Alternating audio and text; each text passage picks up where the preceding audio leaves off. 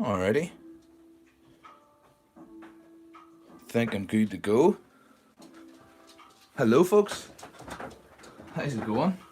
What about yous? Wee bit of painting tonight. I finally got the Crumbot and his buddy undercoated. So they're looking good. I think they're looking good. So yeah, still need to get on my paint side. I'm going to do a rust coat first on these guys, and the usual sort of stipple coat with my big brushes. And then me and Mark we're talking about greens, you know. So I've got that nice, I think that nice sap green, like an Army Land Rover green, something along those lines, or maybe that holly green, something along those lines. But let me see who else in the chat here. Let's see.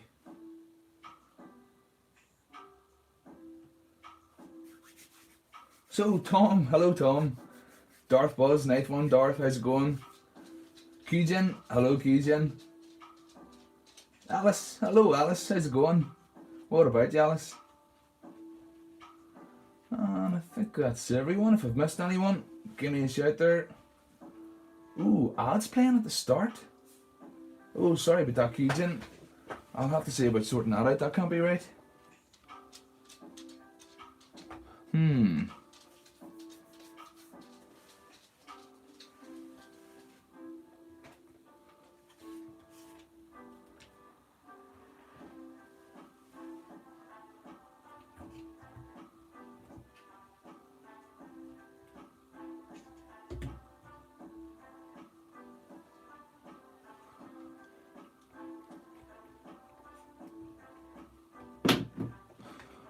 Oh man, sorry about those ads everyone. I'll have to get that sorted.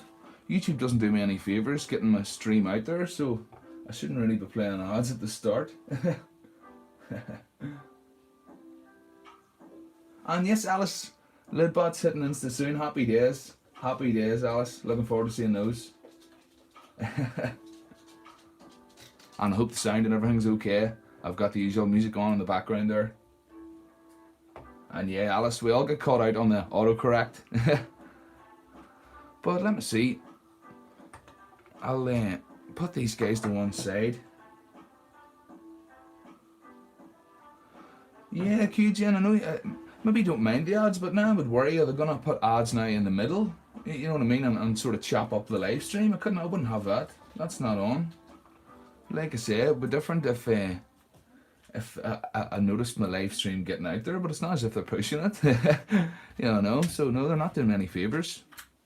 It's you guys that give me all the support, not the ads. So let's see. I'll get my greens out of the way for now. But yeah, I hope everyone's well. Anybody up to anything themselves tonight on a Thursday night? Any projects or painting? So yeah, I love this paint. It was pretty cheap, but it seems to be really heavily pigmented. It's really thick, good paint. So I usually use it first, just to give it a nice dark base coat. So I'll go for some of this raw umber first.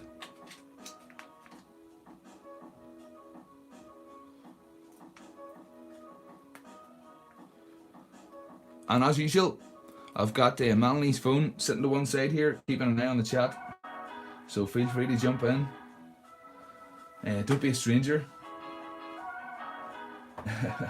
And Tom, you've just started the bucket challenge. Alrighty. The bucket challenge? Is that making something from a bucket? Alright,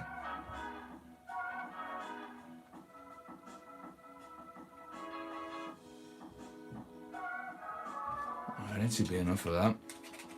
Really thick paint, you can see it there standing on the end. It's just so thick.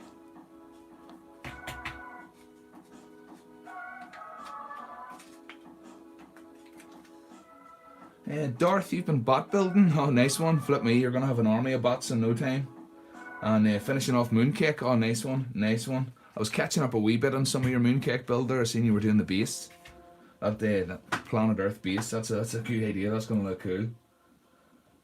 And Alice putting together a massive pile of resin prints. Alright, nice one. Wee the answer, how's it going? How's it going, man? What about you?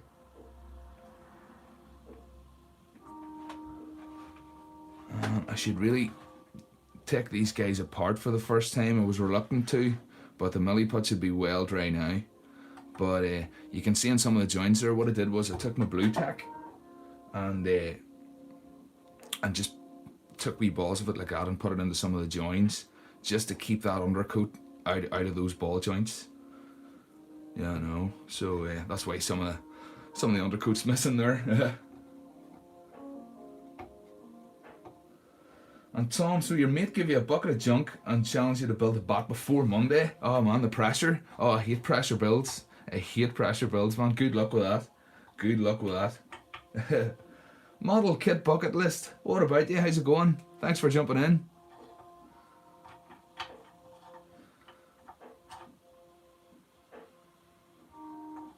Really happy with how these legs turned out.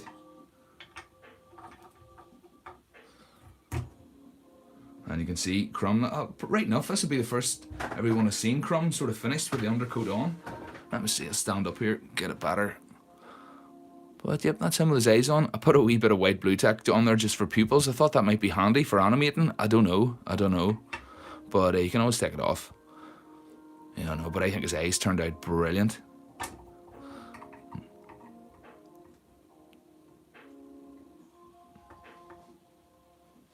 Nice one, Kijin, thank you. Yeah.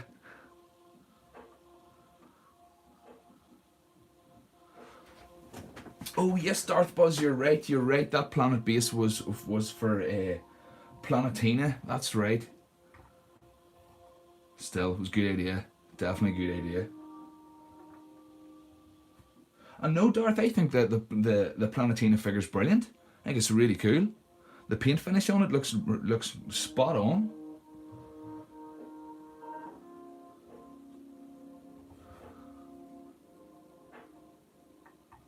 And yep, all the magnets turned out great. Luckily enough. I was worried, you know, if they ended up going on the wrong way around, it would have been a disaster. But, nope, all good, all good. I know, Alice, I don't know, I tried to use those beads just to give him a bit of a sort of monster-y pupils. You can sort of see there, sometimes he's a bit cross-eyed looking. Yeah, I know, but depending on what way you put them. So, yeah, all sorts of options, Especially, like I say, with that, taking just a wee dot of white blue tack, if you were animating it, you know, just white blue tack, poster tack, I suppose you should really call it. But it means then it would just give you options for as to what direction he was looking, you know, you could sort of move those around on the bead. So, yeah, very happy with them.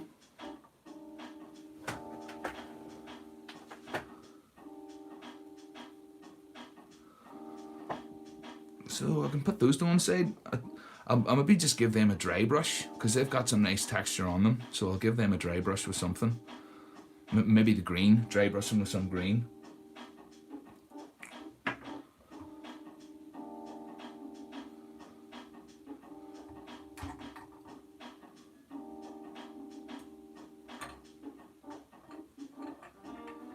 And I was thinking if Mark really wanted to, they're his bots, if he really wanted to, he could take these arms and legs apart in sections and put them together any way you want. You could make a few variations. But oh yeah, and that was the framing that I put on. I think last I showed it was, I just had put that lump of milliput on and kind of blended it in. And I said that I would put some sort of framing on it to make it look a bit like, you know, like a helicopter cockpit. Or like just like a metal sort of constructed, you know. But yeah, I think it turned out well. That's just plastic card, just wee strips of plastic card, you know.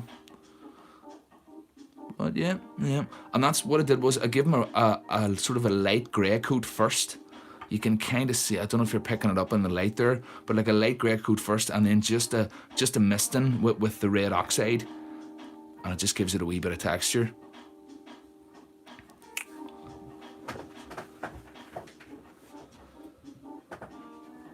And yeah, Darth, I know the red oxide does look good. It is a good effect with the red oxide, and it gives you a good base coat for the rust to start from, you know.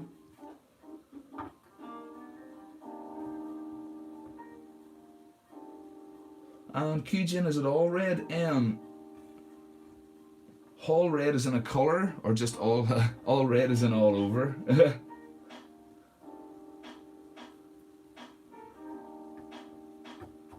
And Alice, too scared to upload. Don't need to be scared, Alice, honestly. Everybody's really nice. You really don't need to be scared about it. And yes, Alice is one of my wonderful patrons. I actually posted my patrons a couple of pics of these earlier, just of haven't updated them in a while, so I thought I should really update all my patrons, just to let them know what I've been up to. But this was a commission build, so I wasn't really doing it for a video or anything. But when I start the video on building similar botchleys, which I'll be doing straight after, I'll be doing another wee tutorial video. Okay, Kujin, Hall Red is a colour of paint. Alright, no, well it's not Hall Red. No, I'll actually show you. I'll show you what it is. It is this stuff here. It's red oxide. I just get it from the car paint shop. So yeah, it does a trick. And I just use the grey, the same stuff. It's not grey oxide, but it's just grey car primer. And then it's not really a shading or anything, the way that they would call it a zenith prime, but it's close enough. It's close enough.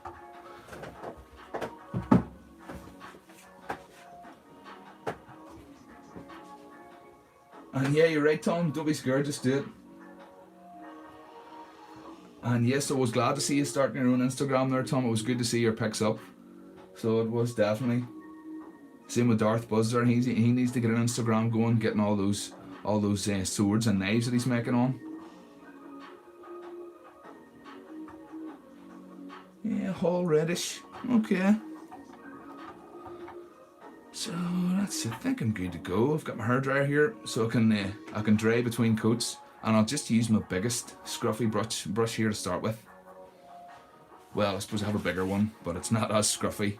I like a good bit of scruffiness just to give some nice spackling.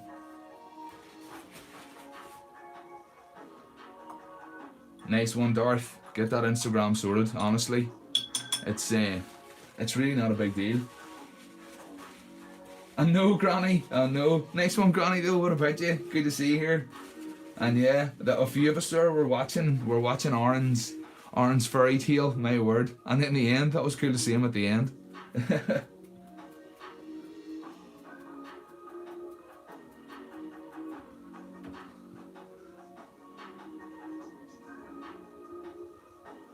So yeah, just usual procedure. Just stipple these guys up. Although for the first coat of this dark brown, I won't do much stippling. I'll just try to get it into all those nooks and crannies and get it covered, you know. And again, trying to leave those sockets free of paint. Although if I do get a wee bit of paint in, it'll just get scratched out anyway. So I don't really need to worry that much, really.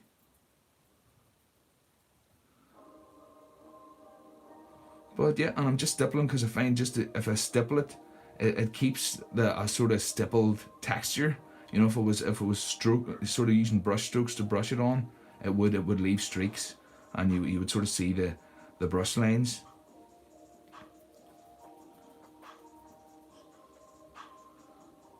And yeah, Q-Jin, Aaron's video was great. It was great, alright. I was just watching it there while I was getting set up. Really cool.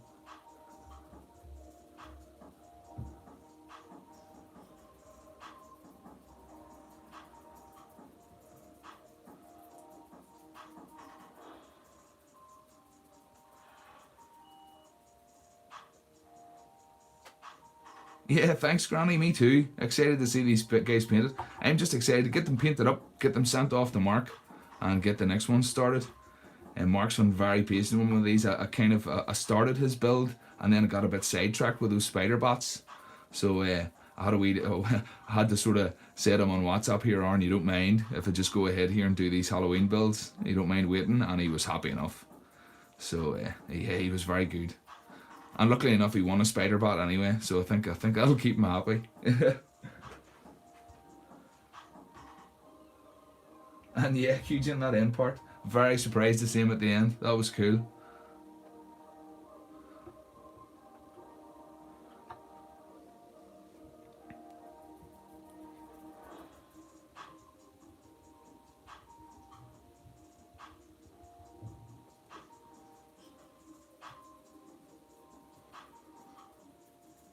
And then I don't know if any of you know Matt, but Mattisfaction, his last bit video, he did a face reveal as well. It was really good to finally put a face to the hands. I don't know if anybody's seen that. But yeah, Matt's another one of my patrons.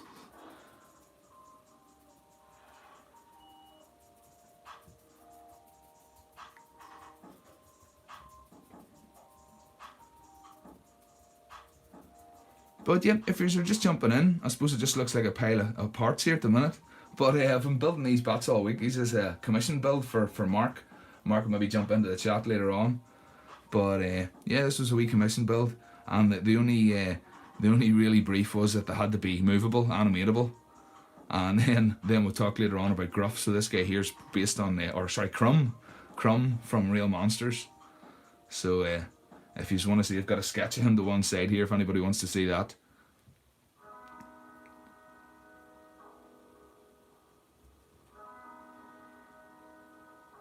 I'm tempted to break these down even more, but I'll leave them together for now.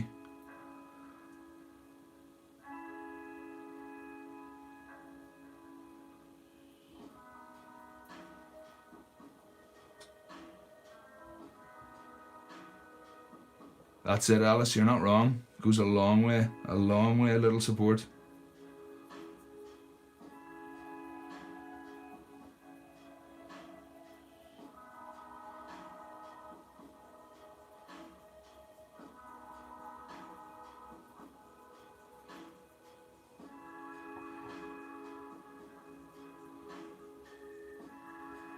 And I was a bit worried that maybe that these ball joints wouldn't have been strong enough to support the weight of these beads with the milliput on them, but they seem to be holding up okay.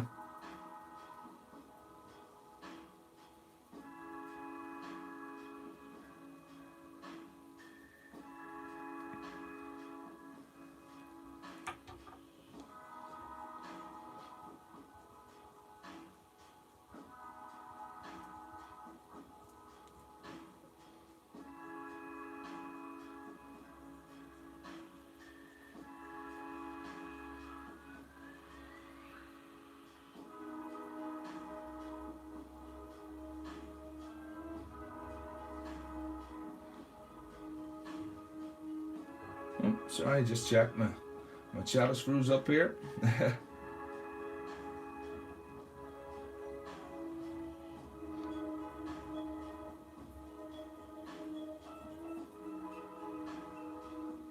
And yeah, you'll have to let me know if this stream gets interrupted by ads. I really don't like the thought of that. You'll have to give me a shout. Obviously, I know now that there was ads there at the start. I'll have to try and get those out. I don't like that at all.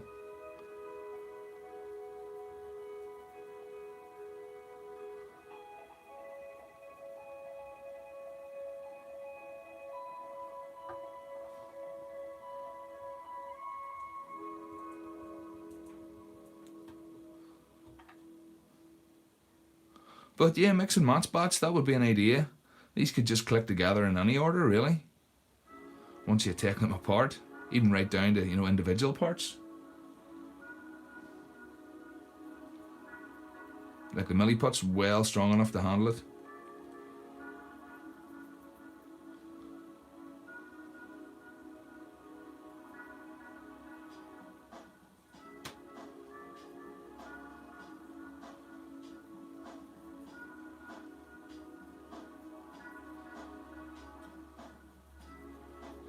But I'm hoping to actually paint both of these tonight. Well, I'll see what happens, but I don't really plan on stopping until they're done.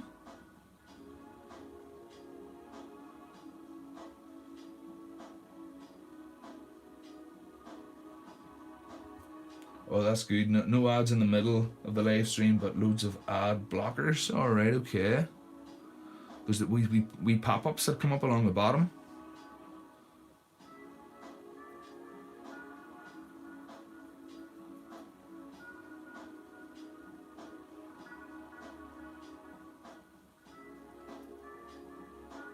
And Granny, yes, unfortunately, all the spider bots are given away. They're all given away. But don't worry. Hopefully next time there will be more chances. So there will. I was actually surprised the amount of people entered. It was cool to see. And yeah, Q-Gin, the milliput can stand up to a lot of abuse. It is very strong, very strong.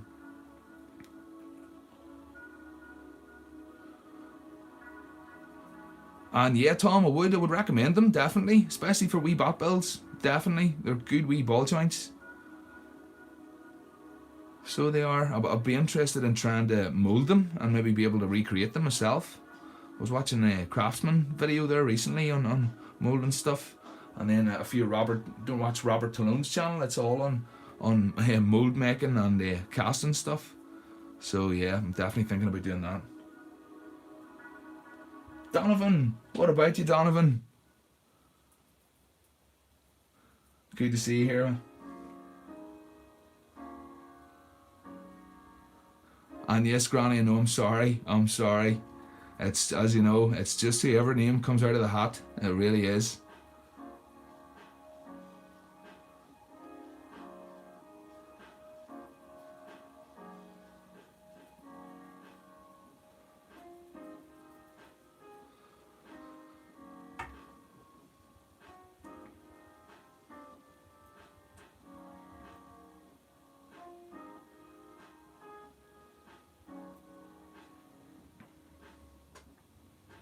Oh, Tom, I don't know if I could do that. Oh, Granny, thank you. Oh, you didn't have to do that. Now you make me feel bad about not winning a spider bot. But there's Tom says, Tom's offering you his. But I don't know how you'd feel about that.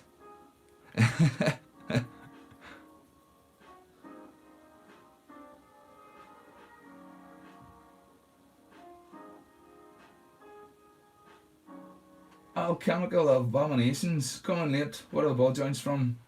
Okay, the ball joints, they're Connects ball joints, just Lego Connects. So they are very handy. Just got them on eBay and filled them out a bit with a bit of milliput.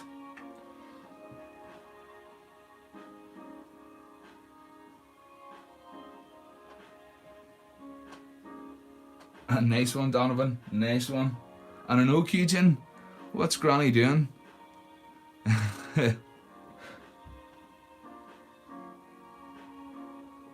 Granny shipping. Whereabouts are you, Granny? Was it Canada? I'm only guessing, like. And yes, Granny, you will definitely have another chance, without a doubt.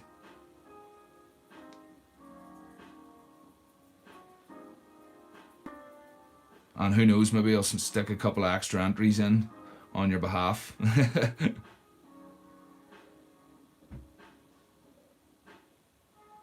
Just in the US? Well, that's not too bad. The bots aren't too heavy, and I try to keep the packaging quite small. So no, the postage wouldn't be that much.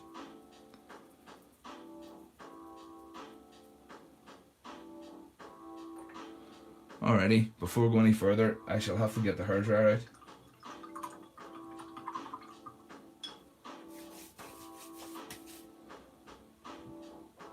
And yes, Alchemical. Let me see, I've got a couple here that aren't used, just so you can see them. Let's see, rummage. Yeah, that's in there. That's the way they come.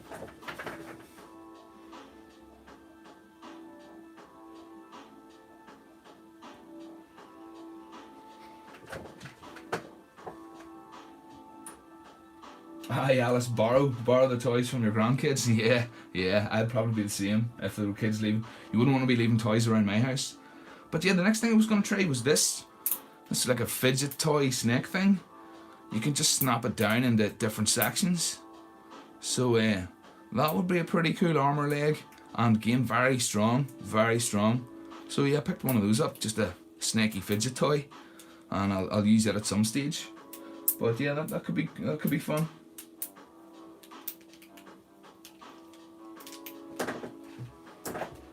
But anyway, back to painting. Yeah, hairdryer, sorry. I'll have to get the hairdryer just to dry these off a bit. So I'll put that there.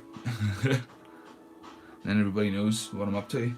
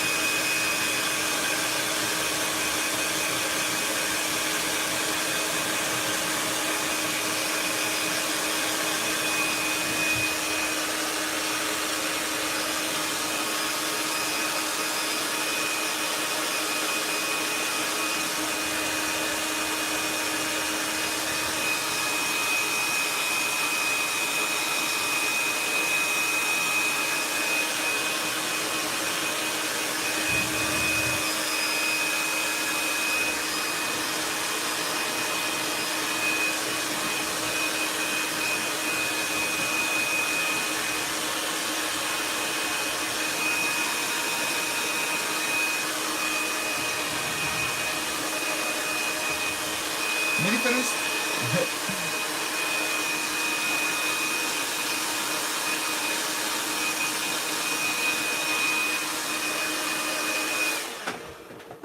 Alrighty, sorry about that. Let's see. Martin, sorry Martin, what about you Martin? Mr. Commenter. Still in casting your own ball joints, you can get Lego toe ball joints similar to the size of Connects for about 2p each. Seriously? Okay. I must get a look at those. Alrighty.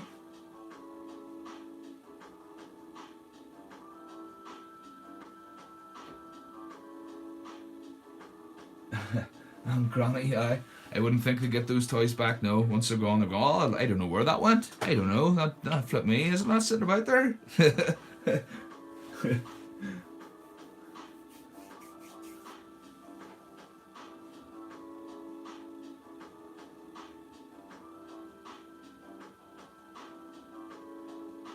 And yeah, Alchemical, I didn't realise it stopped making Bionicle stuff.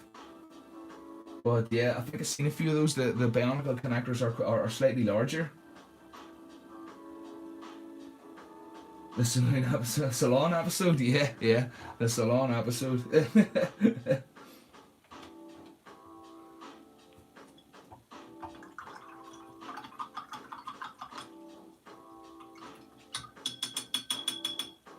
Okay, I'll have to get a wee look out for those ball joints.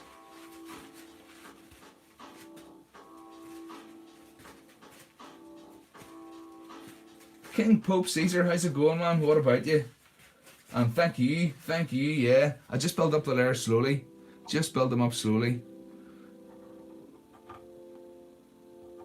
It's just the first sort of darkest coat, and then I'll stipple on. I've got these different colours here I just use from a rust coat. They're not actually rust colours. There's what country maple, khaki tan, and some pomegranate. But would you believe that when you stipple those on, to me they make a pretty good rust coat.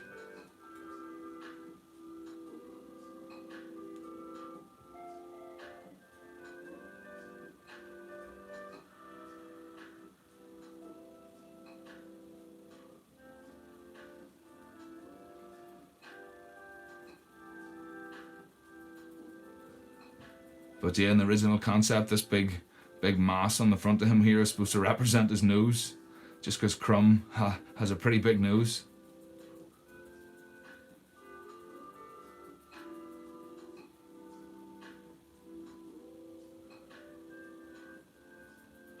And Granny, yes, I'm the same. I have two dogs myself, and I'm constantly buying stuffed toys for them out of charity shops.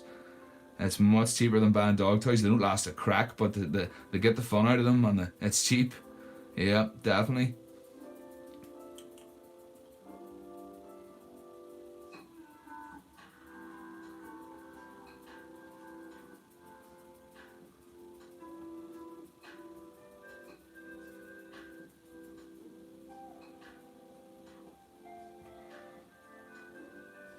Oh, gonna need to put some more of that paint out. I didn't think I'd be using as much.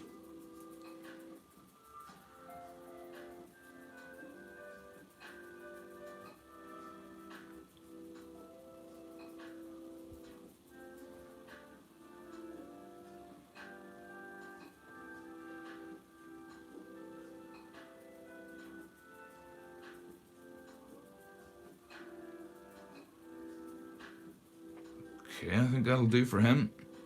Like I said, it doesn't need to be perfect because it's going to be stippled over anyway, but just need to make sure get in into all those crevices. Yeah, I know. But then again, any crevices I do miss, the brown wash will take care of that.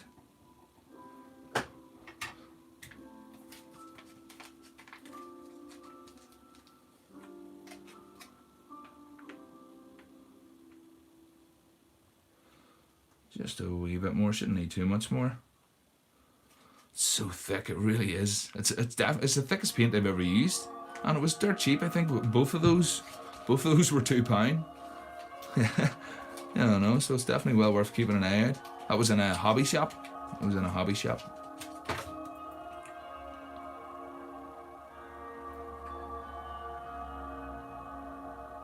Oh, that's brilliant, Alice. Broken toys, I'm the same. Melanie, the girlfriend, she's got loads of nieces and nephews. And yeah, they're the same. They're saving me all their broken toys. That's what I got most of the parts from a Mad Max build from a big box of broken toys.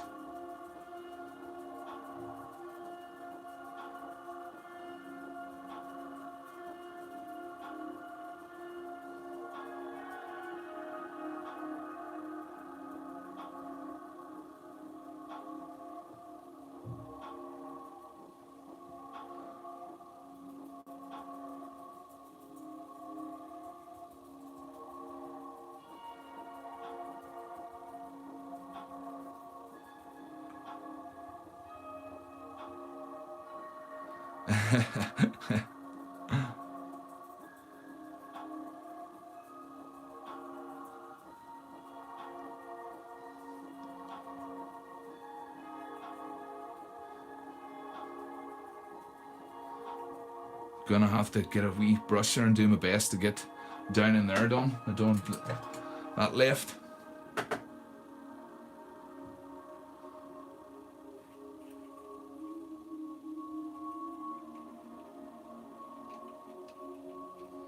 Oh yeah, that's better.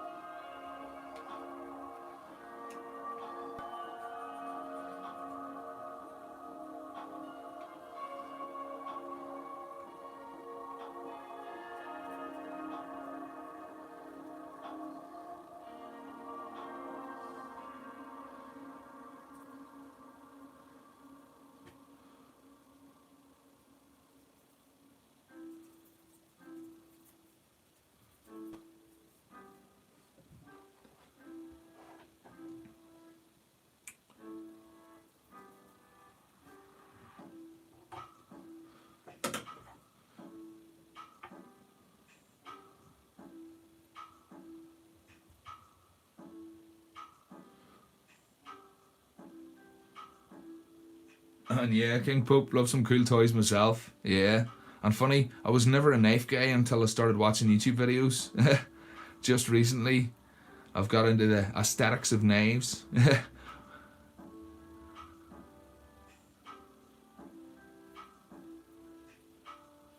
It's not really something I could really carry here, but it's alright looking at them.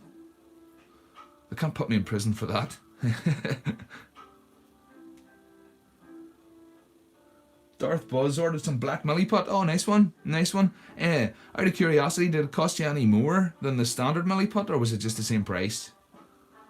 Because I was looking for milliput there last night, and the prices seem to be a wee bit more than they were last time I bought some. I've seen around sort of £6-7. And it should really be around a fiver, in my opinion.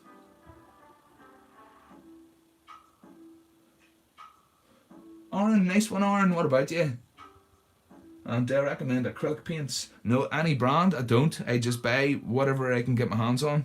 No particular brand at all. Don't be fussy with your paints. Just buy whatever and give it a go. If it's cheap, you might as well just buy it and give it a go. And like I was saying with these paints were ridiculously cheap.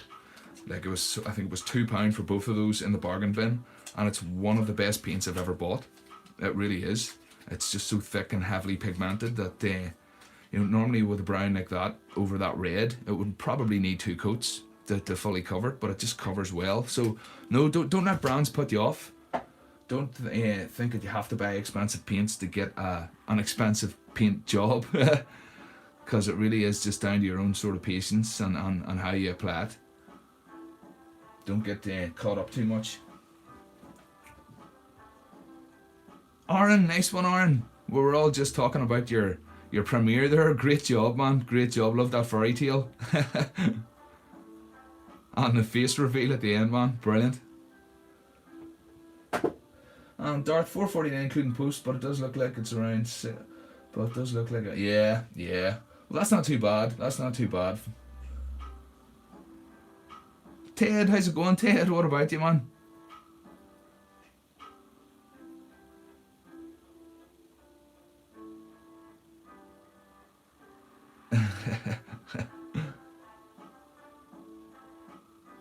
And yes, Alice, Poundland, brilliant, brilliant. Any discount store at all, and as we were saying there, charity shops too. But yeah, Poundland's definitely good to get a wander around Poundland. Yeah, definitely.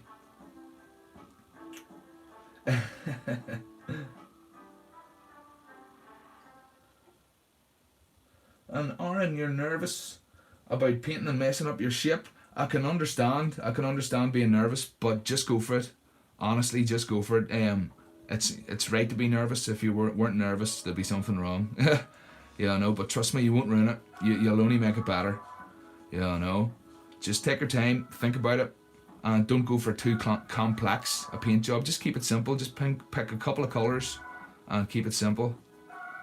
But yeah, you're right to be nervous. I'm nervous all the time when it comes to painting because you do worry. But it's nothing you can't undo. It's only a bit of paint. You can just paint over it.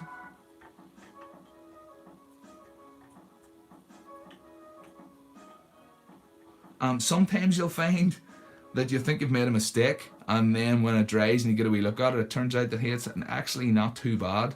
So even your own judgment sometimes can be wrong, especially if you leave it overnight and maybe take a look at it the following day. You might think, yeah, that's actually not too bad. So yep, it's right to be nervous, but keep going. Just get tore into it. No RNA, what do you see? You'll be fine. That was definitely a cool video.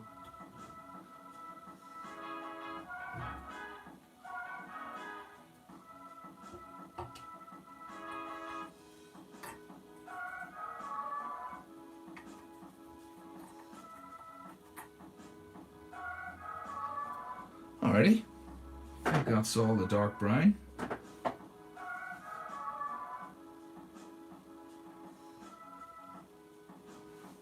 And that's it, Darth. Practice makes perfect. That's it. You're never going to get any better at it if you don't do it. And Martin, yes, good point, Martin. Good point. Just don't put your paint on too thick and you'll be all good. You can always do another coat. That's it. And yes, Tom, that's it. The man that never failed, never achieved anything.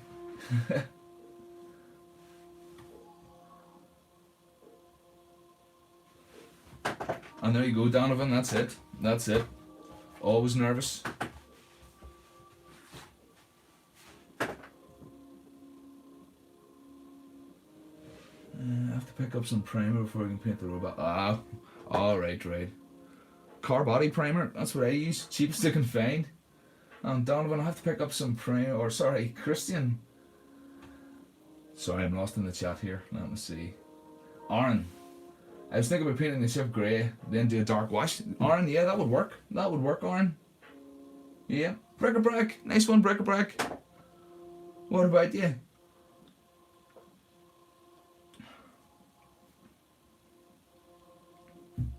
And yeah, Darth, you're not wrong. It's amazing Lego robots. Right, sorry, let me see. Get the hairdryer out again here. Where's my hairdryer in progress? Sorry folks, give me 2 seconds.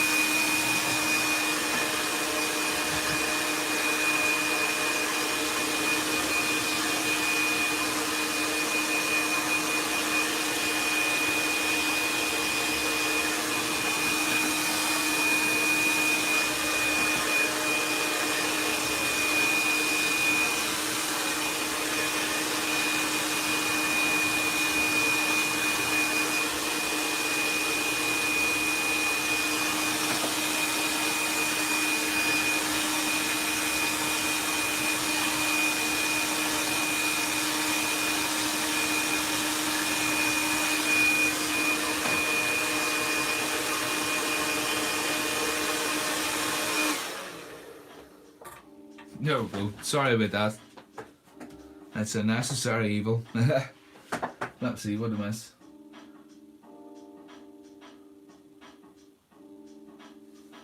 Bric-a-brac, been a long day. How good? Well, I'm all good, bric-a-brac. Next one, thanks for asking. Ted, need to sit down and finish your lanky ping pong bat. Haven't put it off for no reason. Yeah, it happens, man. It happens.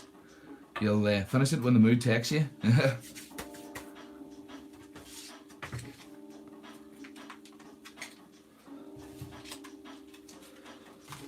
Martin, watching this is like listening to fun. I'm sorry, Martin. I know that hairdryer.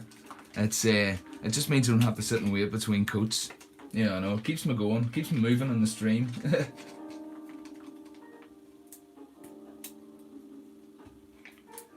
I know. Yeah, bric-a-brac. Oh no, that's definitely emerald green.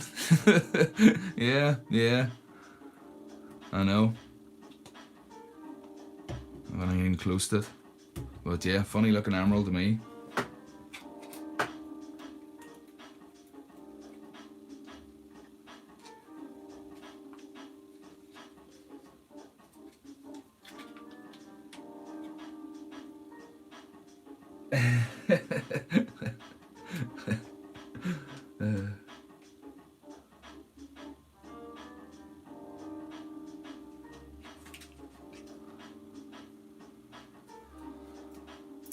And that's just burnt umber, just slightly lighter than the raw umber, or slightly redder, I would say.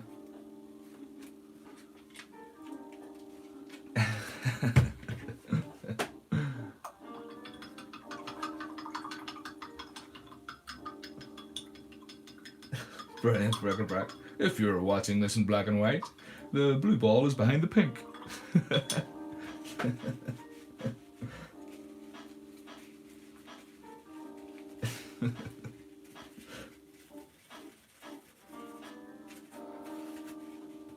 Just keeping my brush nice and scruffy. And this is where I'll start stippling now. Yeah, no, just be a wee bit more careful.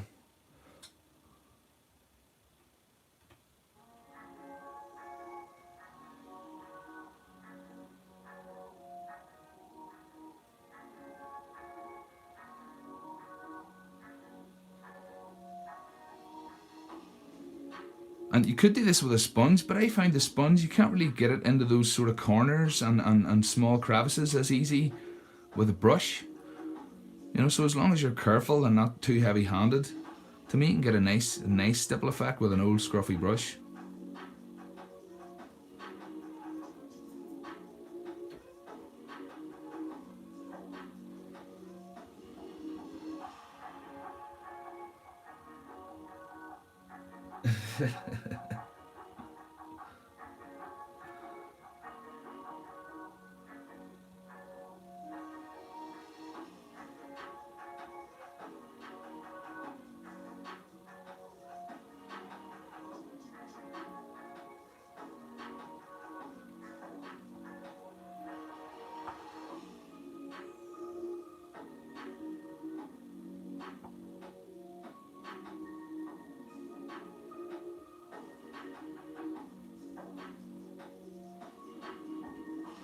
Okay, just try to set that to one side without smudging it.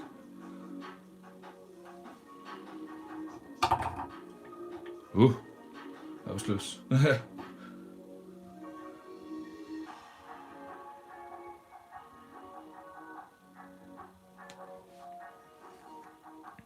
Oh, this guy's starting to look really good.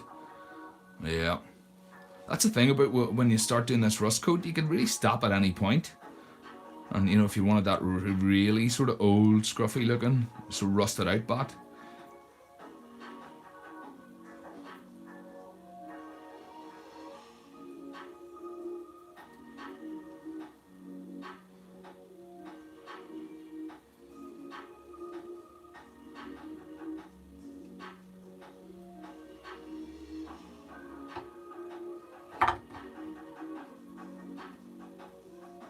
Yep, I have a feeling there's going to be a lot of dropping tonight. I'm trying to handle these by the ball joint, and it's not the easiest.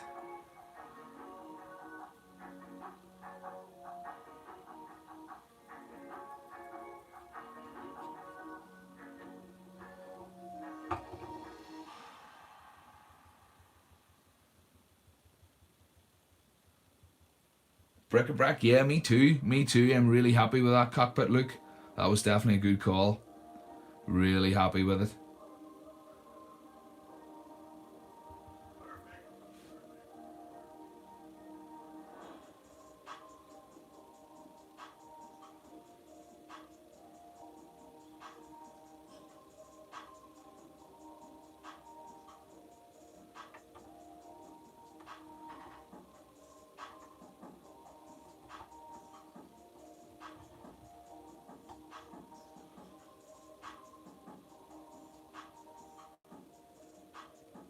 Kujin, do you have a picture of the... Oh, I do, a picture of Crumb. Well, I don't have a picture, I have a sketch that I did myself. I don't have a picture, but I'll show you my sketch. So, well, let me see. The sketch is...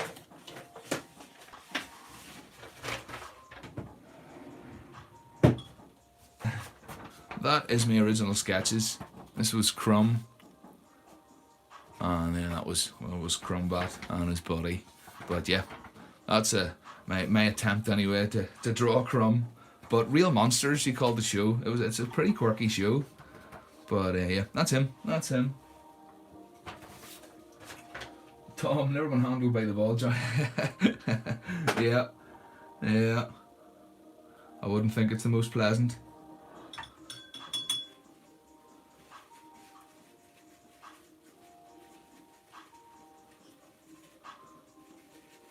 And yeah, Darth, make sure you do, man. It's a good show. It's definitely a good show, and that turtle is awesome. I'll not give you any spoilers, but yeah, it's a mega turtle, just brilliant.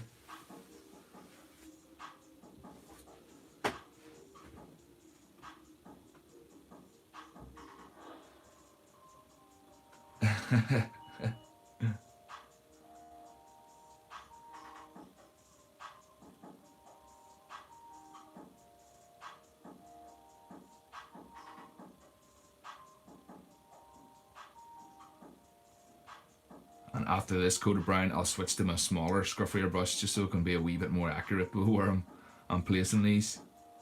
But for now, it's just everywhere and anywhere.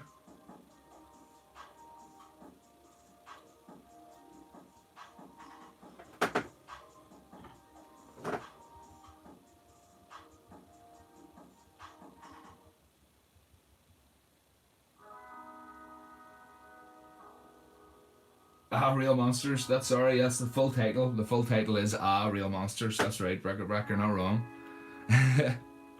Get right, Andy, come on. All the die-hard fans out there are going bananas.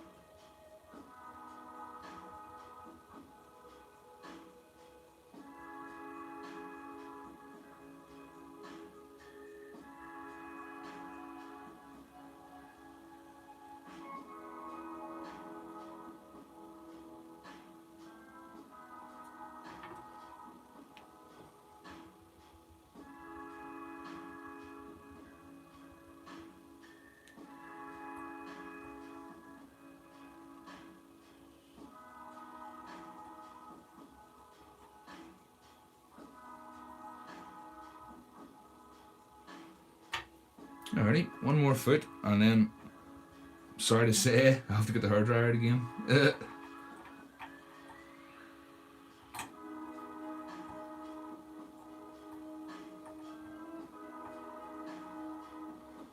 Alrighty. Let's see. Aaron, what paper am I using for the wet palette? Oh, let me see. I can show you. I used to use just ordinary baking paper. Actually have some left here. I'll probably be using some later. I would have just put some of that in, but thanks to my wonderful patrons, I was able to buy some of this AK paper for wet palette. Just got it on eBay. You know, it works a treat. So yeah, that's what I'm using at the minute.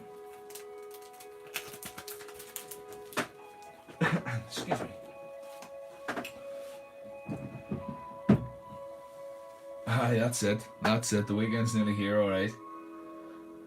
Darth time, we're going to do the hairy armpits. Yeah, how do we talk about that with hairy armpits? I don't think it's a good idea because obviously with it being start-stop animation bots, if I start drilling in underneath his armpits there and sticking stuff in, and then when being handled, I think it would be too much of a break factor.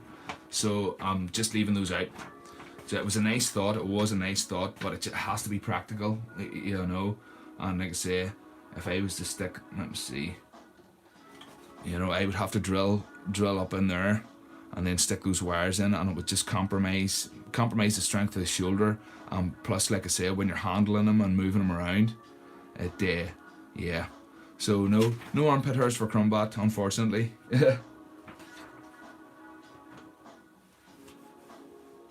And yes, bric-a-brac, yep, that's it. Parchment paper for budget, yeah, without a doubt. For budget wet palette paper, parchment paper is the way to go. But I think that pack of wet palette paper was like a £5, and there's 40 sheets, so that's not too bad.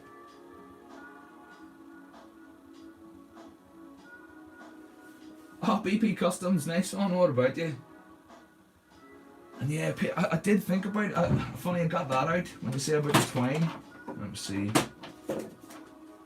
I got some of this stuff, and I thought I could maybe stick some of it under the armpits, and yeah, I don't like it. I don't like the idea. I was set on wires, and then, like I said, the more me and Mark sort of talked about it, it was like, no, it's too much of a break factor. So just leave his armpits free.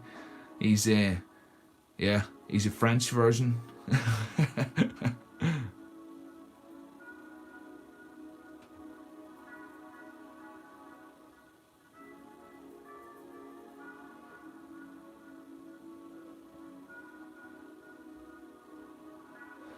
Granny, that's true. You could make them removable. Stick them on with a magnet or something.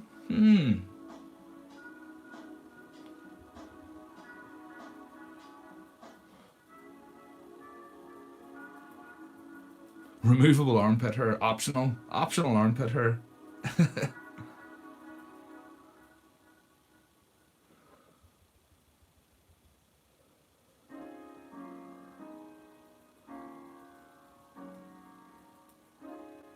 And yeah, Crumb's definitely the one that stood out the most, wasn't he? Like.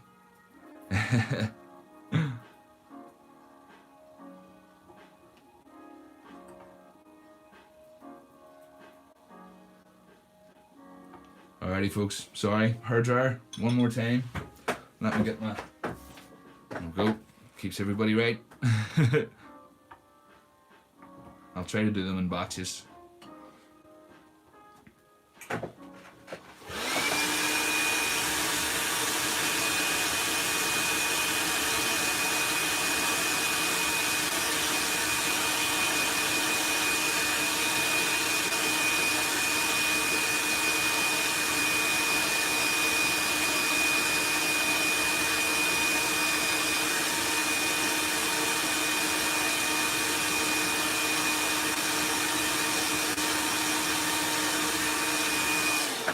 Aaron, make a stunt bot. Aye, a stand-in with armpit hair.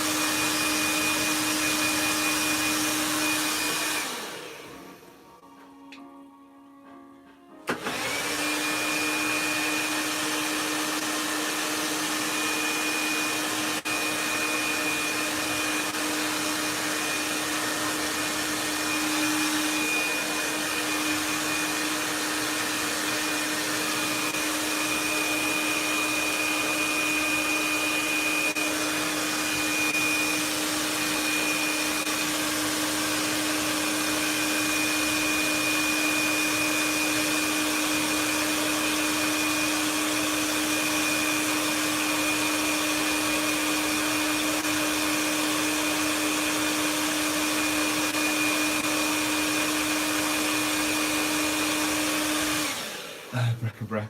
A body double. Oh yeah, yeah. And granny, yeah, Velcro. A strip of Velcro, and then yeah, that. I suppose that would just stick to the Velcro. Yeah. Or magnets with the ferro fluid. Oh yeah. Or even iron filings. Magnets with iron filings.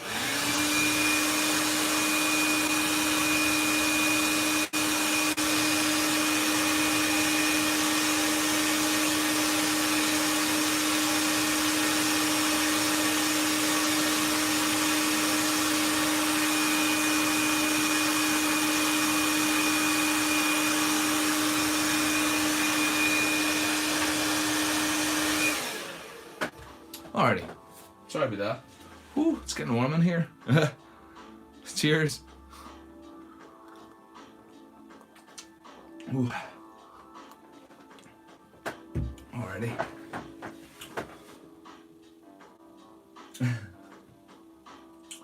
For the size of the smile, I think the way I could rig and move a piece. Yeah, it would be a bit clumsy, wouldn't it? I mean, that's the area I'm working with there. Up in there. So yeah. For now, we'll just leave him as he is, get him painted up and finished.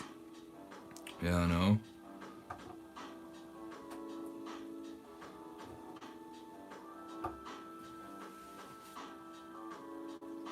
Alice, yeah, fake eyelashes would actually work a treat. Fake eyelashes would work a treat, yeah, they would.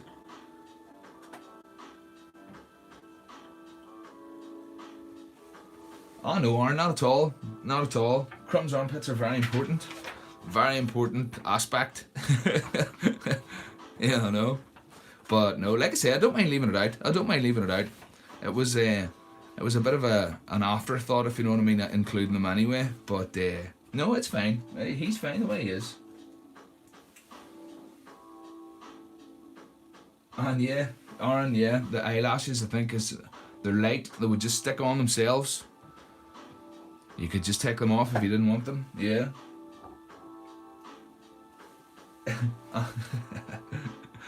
Right, let's see. On to a different colour. Go for some pomegranate.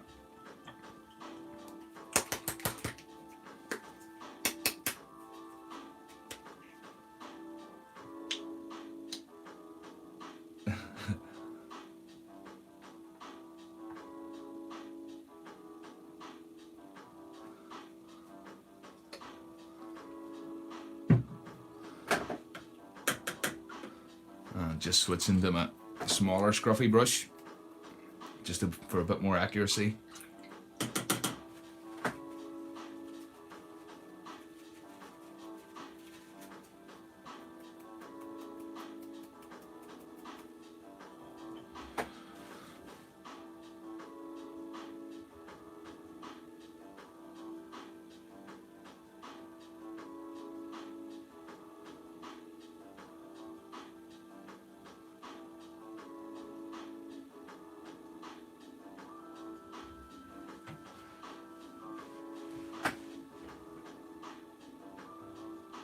Dark fake eyelashes are weird, yeah. That's another one that look at you funny for buying those.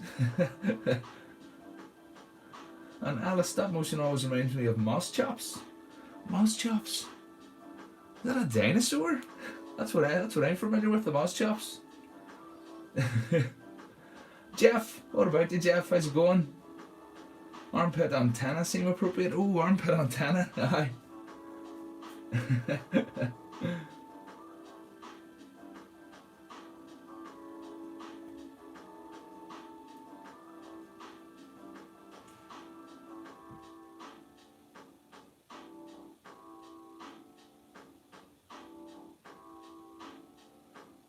Nice one, Alice. Okay, mouse chops, dinosaur then, alright. Happy days. Right, let's see. Get these guys spackled up.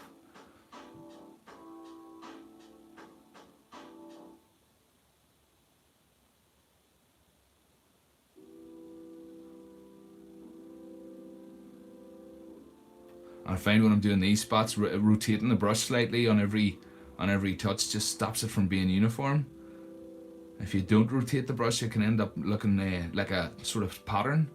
instead of being random.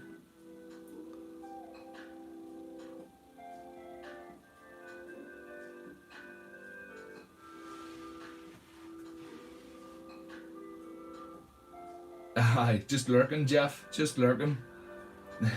Nothing wrong with that. Nothing wrong with that.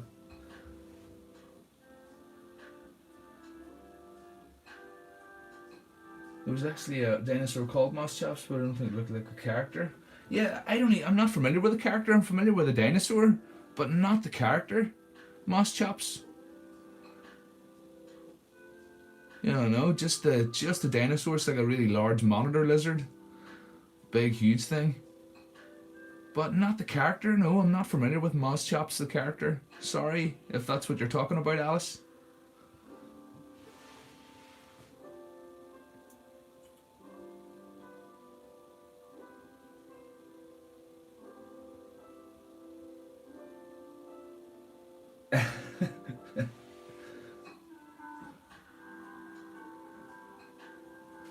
BP Customs, I need to work out a wet palette. Honestly, just a kitchen sponge with a piece of parchment paper over it will do the trick. Just a piece of parchment paper and one of these kitchen sponges in a lunchbox or even on a plate would do lovely. That's what I used for a long time. I'm just slowly upgrading. I mean, this is just a lunchbox.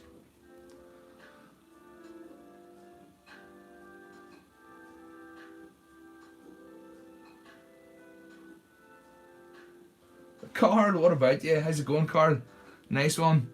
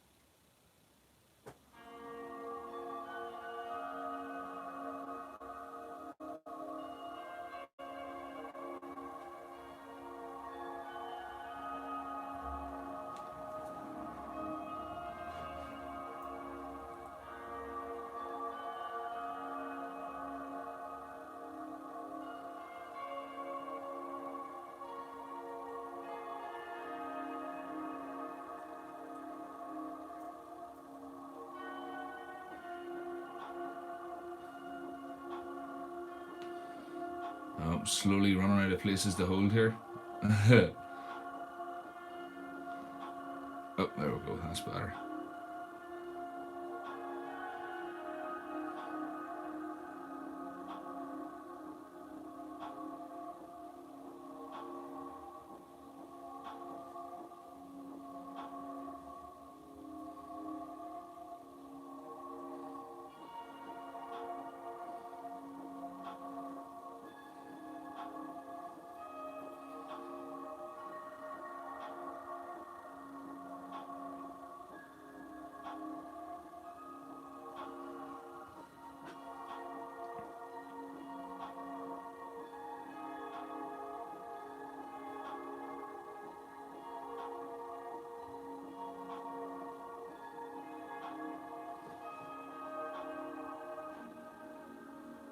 And thanks, Carl. Thank you. Appreciate it.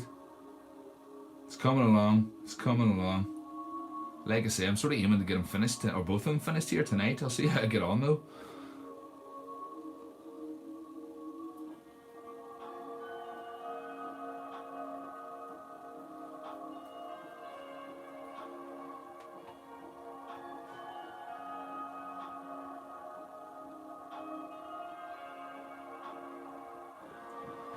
BP Customs is going to be a video only on streams. I haven't got any of the footage of making these guys on video. No, this is all on streams. But I'll be making bots similar to this in a tutorial as soon as I finish these guys. Really, that's my plan. Yeah, I know. I took a wee bit of a break there just from editing on my phone. It's been nice just doing the streams. Get a bit of a break from that editing. It's just not the nicest on the phone, but Yep, I will do like I said, I'll be building bots very similar to these guys and doing a tutorial on those.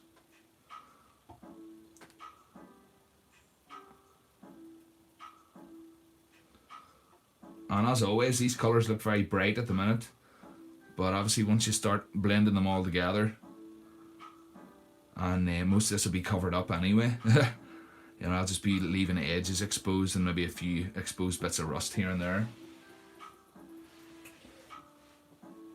Aye, Darth, that's it.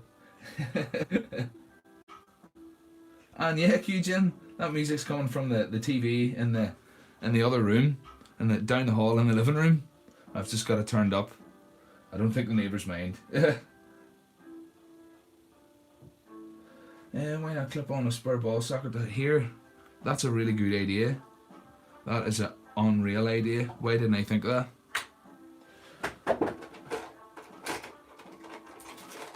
Just got some spare.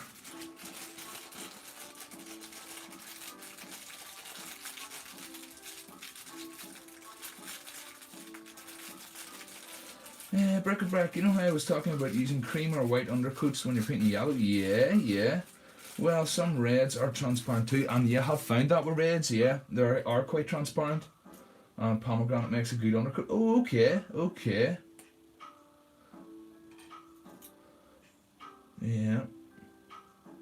BB Customs, it's not much better on a computer in terms of work time. Yeah, in terms of work time, I'm sure it's probably about the same. But obviously on a phone screen, you're using your wee finger and you can't see the whole timeline in front of you and kind of hunched over the phone for hours at a time in this sort of position. So yeah, it'll just be good to have it on a screen in front of me as opposed to on a screen in my hand, you know.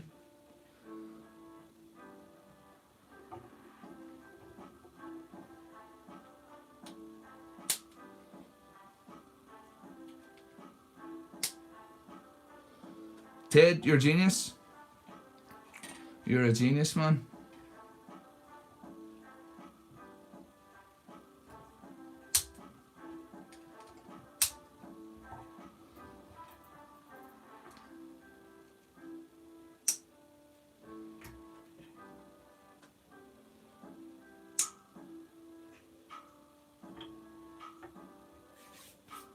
Alice, undercoating pink when you want to paint yellow? Okay. That sounds interesting.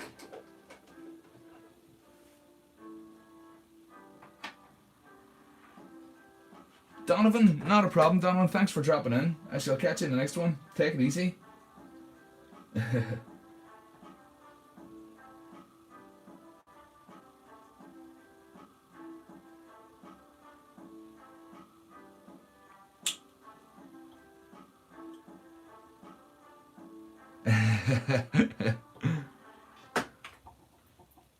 I'm just putting extra bits on everything now just to hold on to. Might as well. I have been looking around for some of those crocodile clips and the small crocodile clips you would get. I think they would be handy as well. But there we go. That's all the extra ball joints I have. Oh wait, one more.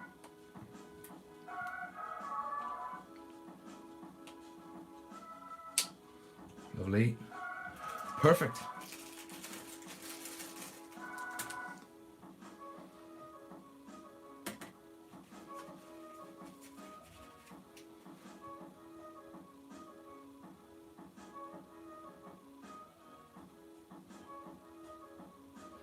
But I'm hoping anyway, I've been watching some videos on it, that when I do get the computer, I'll be able to stream on two phones. I'll be able to connect this phone to the computer and connect my girlfriend's phone to the computer and obviously have my top-down cam and then have a face cam as well. So that would be pretty cool.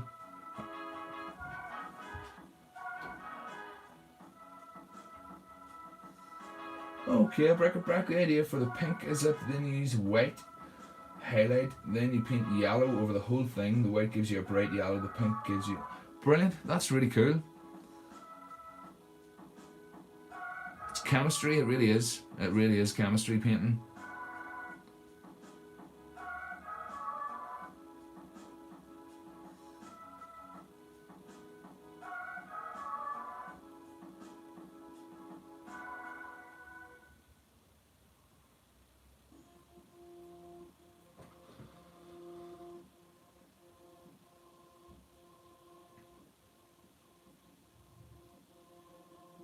Alright, a live stream of Andy's pure concentration face with moments of him getting distracted by chat. Yeah, that would what it would entail. Yeah, that's probably what it would entail. All right.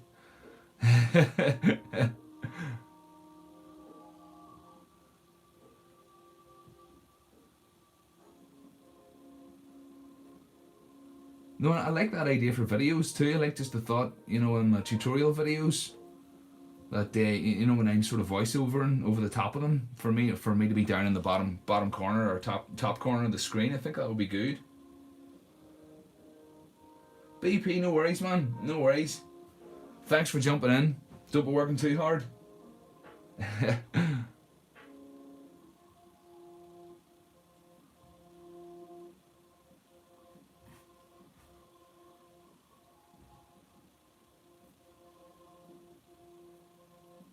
Putting those extra bits on was a genius idea. I'm really glad I thought of it. Really glad I came up with that.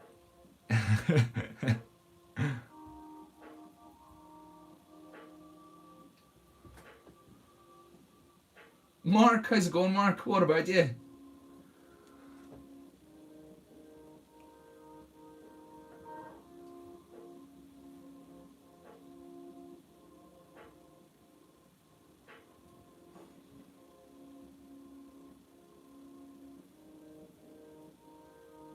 We're just getting a stipple coat onto the guys here.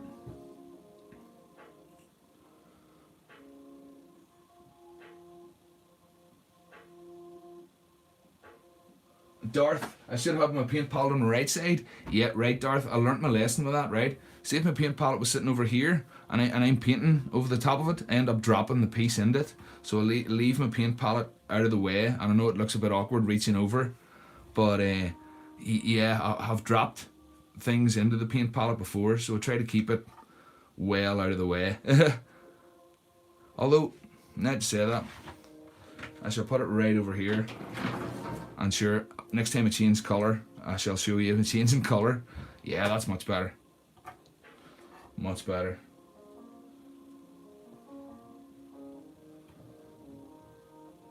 I suppose you don't really need a view of the palette.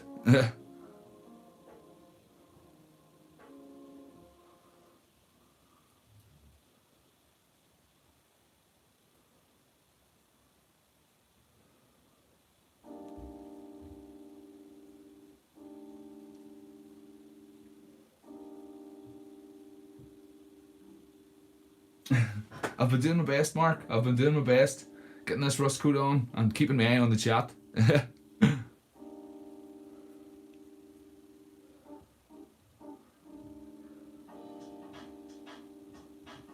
I know, Darth, I know, but yeah, actually, but now that you've said that, keep it well out of the way over that direction, and it makes more sense. It is, it's much more accessible on my right side here, without a doubt. It's as well as are here to keep me right. It really is.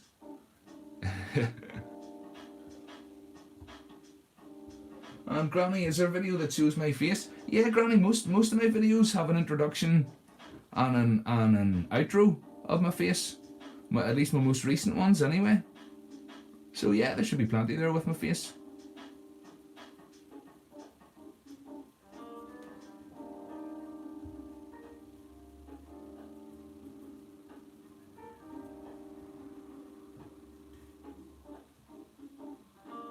Bric-a-brac, see you later.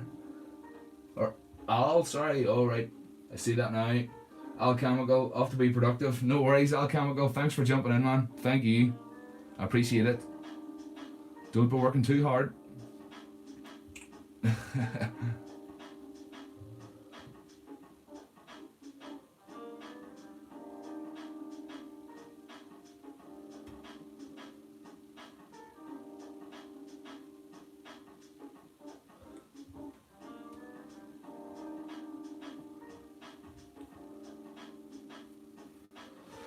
Oh, bric-a-brac, that's actually now that we're discussing that, I don't know if I want this to be a cockpit or not, because he's a bot, he's not a mech.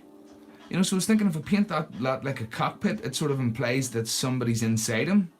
Whereas I don't really like the thought of that. I'd rather think that he's robotic kind of thing. So I was going to paint that more like just like a big metal, just a sort of metal structure as opposed to being glass or anything you could see through, you know.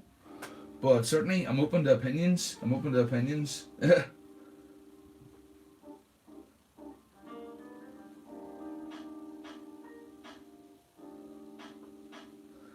Oh, granny. Oh yeah, I've definitely got a face. Yep, not just mysterious hands. These hands are attached to a body which has a head that has a face.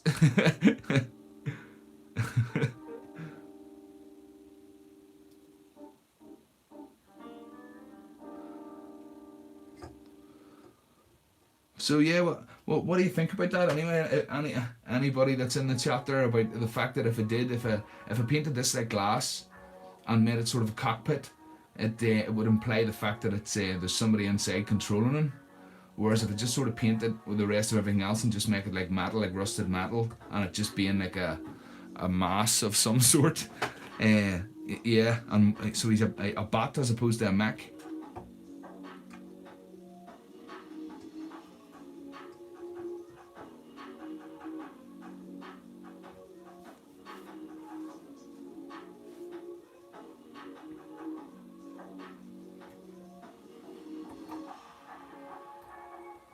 And yeah, Kujin, games cost more workshop, I know. I've been in it once. I've been in the games workshop and I didn't make any purchases. I just had a wee look around and swiftly left.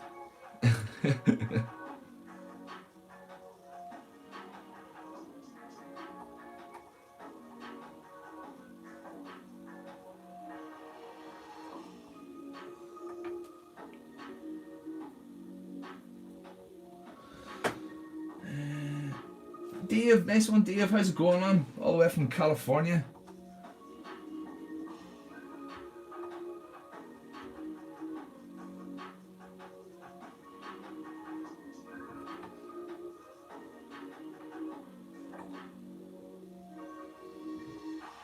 Yeah, bric-a-brac, that's more like it. A cover for his batteries, maybe. Yeah, or his an engine cover of sorts. Yeah.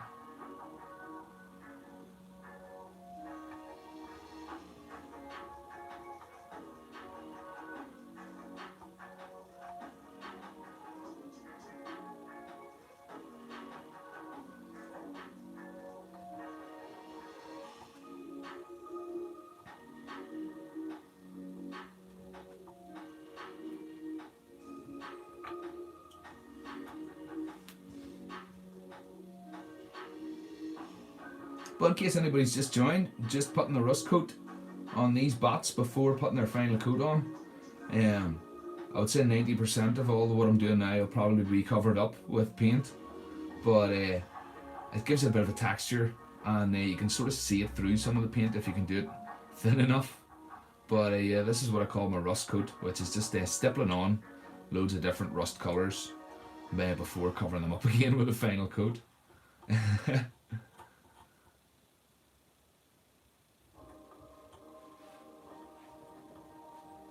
No worries, Darth. No worries. Sure, make me one while you're there.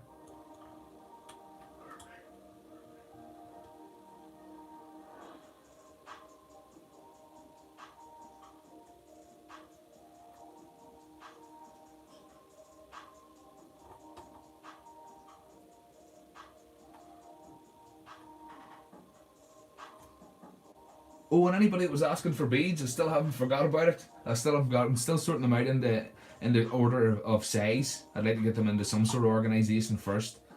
And sure, I'll let us all know. I think it was Tom and maybe Aaron as well.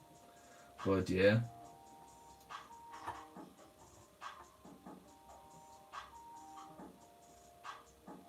Aye, cup of tea. Excellent plan. You're right. No, I've got a glass of water here. It'll do me. It'll keep me going. Cheers. I'll get a cup of tea when I'm finished.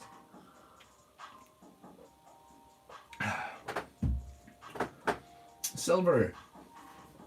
GW bad. Games Workshop bad. Cool monies, but too much money if you want a Titan. Well, that's like 2,000. Yeah, I know.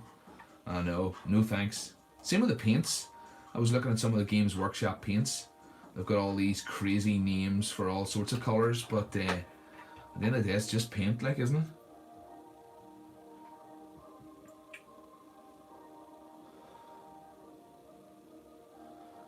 Gaslands is good. Some prefer smashing up cars and then wanting and painting them and actually playing the game. Aye, that'll probably be me. That sounds a bit like what I prefer as well.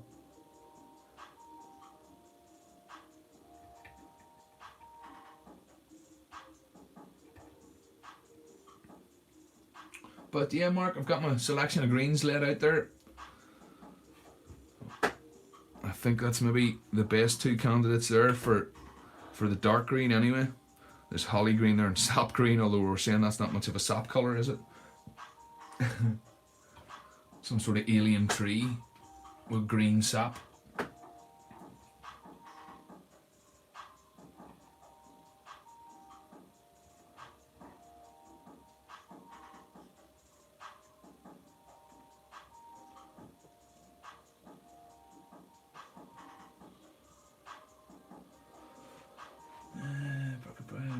Mark, who won the last spider bot? Oh, I actually hadn't announced it yet. He's away getting a cup of tea there. Darth Buzz's name came out, so it did. Darth Buzz's name came out of the hat, so he won the last one. But he's making a cup of tea there, so I'll announce that again when he gets back. I forgot about that. Nice one. Thanks for reminding me.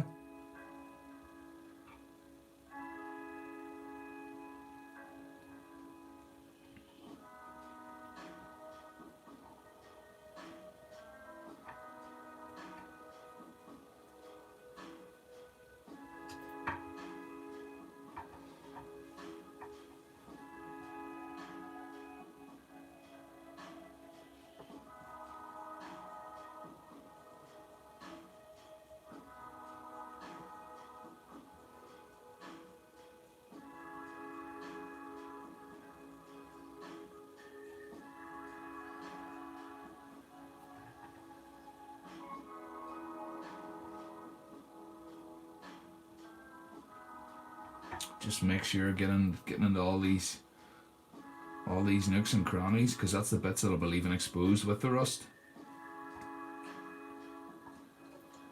Oh, Darth Buzz, you're back. Oh, nice one. I wasn't sure if you were off making tea or not, but yeah, your name came out of the hat, man. Your name came out of the hat for the last spider bot.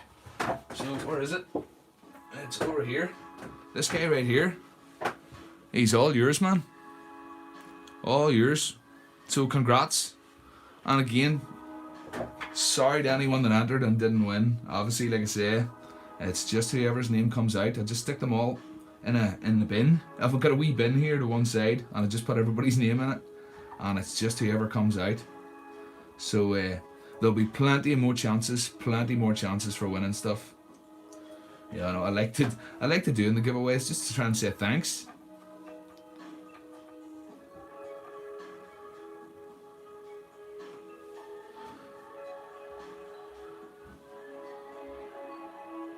No worries, Silver.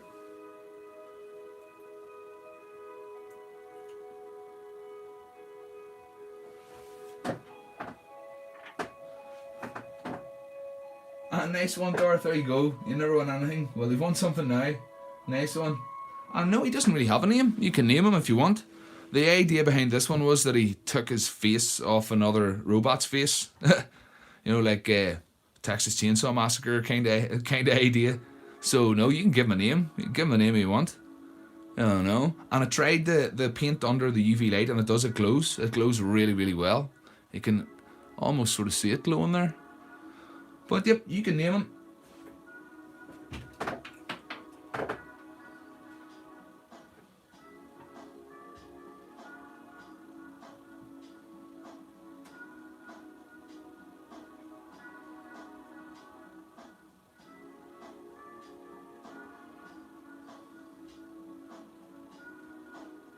Ah, there you go, Tom. Yeah, there you go. Brick-a-brack. Cannonball Lecter. Oh yeah, Cannonball Lecter. That's not bad.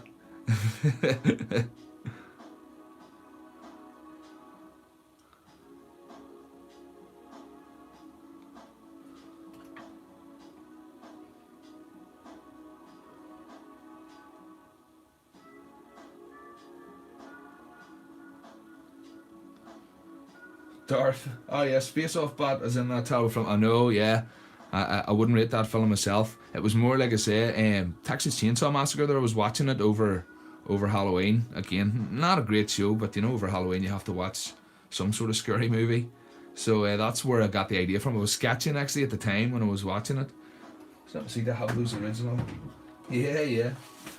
I was sketching these while watching Texas Chainsaw Massacre, and that was the original sketch. Yeah, I know. So yeah.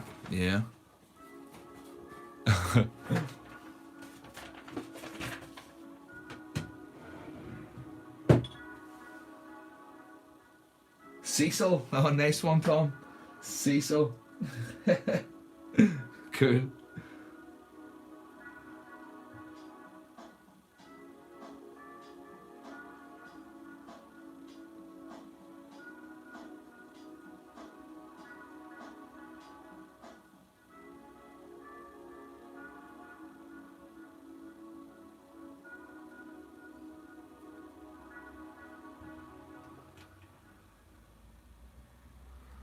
Just going around, double checking here. I've got into all these nooks and crannies here.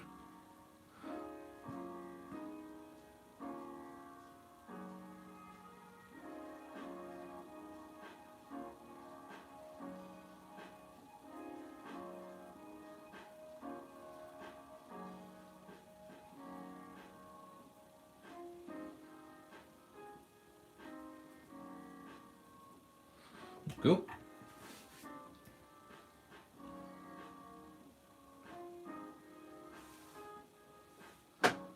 Cecil the Spider Bot. Yeah, that sounds good to me.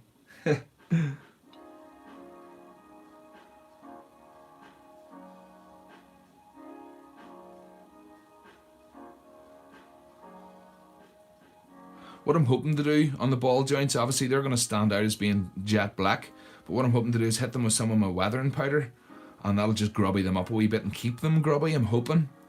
That's the plan with those, because obviously I can't paint them. The paint's just going to get scratched off, you know, with moving them. But I think the weathering powder should work well. It'll just grubby them up a wee bit and just tie them in a wee bit better. I know, Mark, I know. It just comes together alright, doesn't it? It's once it becomes all the one colour, I think all the different plastics is a bit confusing to the eye just, and you can't really see it. But definitely, yeah, the paint, like we say, it's alive moment, you know.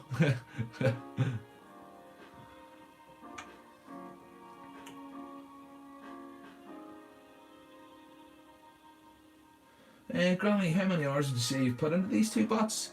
Flip, let me see. You could probably look back on the streams, but maybe 10 to 12 hours. But it's like, I mean, it's, you can see at the minute I'm building and chatting and stopping and starting and going off on a tangent, so it's pretty chill building. I would think if it was just doing it for a regular video or just sort of filming on my own or not even just building it on my own, it would have been a maybe 6 to 8 hour build, I would think. Yeah, I know. But no, I'm not one for counting up hours and stuff when it comes to, I suppose these were as you know, were commission builds, but no, I'm new to the whole world of commissioning anything, so yeah, as you know, when you're scratch building anything, you're never going to get, you know, the hours back that you put into it. It's just really whatever somebody's willing to pay for it. That's the way I look at it, you know. But yep, many hours of love, many hours. It's definitely not been a grind at all. It's been really fun figuring out how I'm gonna get some nice movement out of them and how I'm gonna sort of, yeah, it's been a really cool build. It definitely has.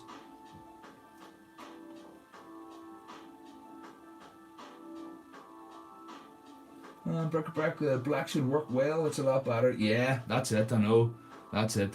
You can see it actually blending in there now. Yeah, I know it's not standing out a mile. But yeah, like I said, a wee bit of weathering powder, and not just that. The weathering powder might act as a, you know, give it a wee bit of friction and just make it a wee bit stiffer. So yeah, I'll see what happens.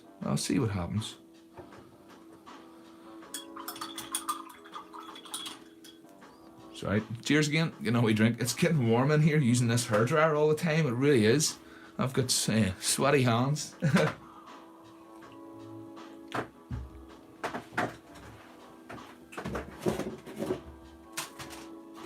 I'll do is, just to make this drying a bit quicker, I'll put these all into this box and hair dry them all at once, and that'll just be a bit quicker, and they'll not have to suffer through the hair dryer as long.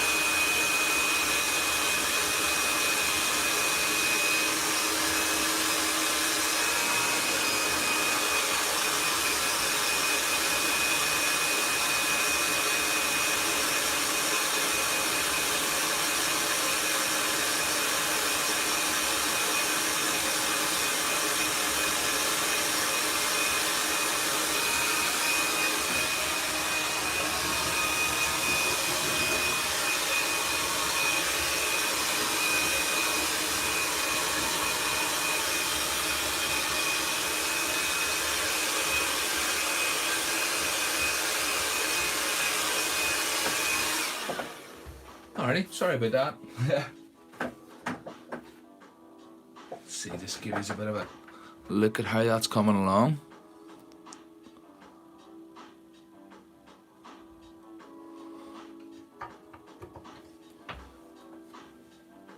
The legs.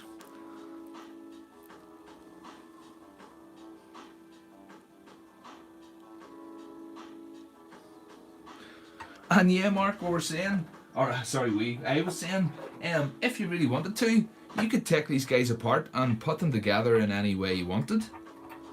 They don't necessarily have to go back together the same way.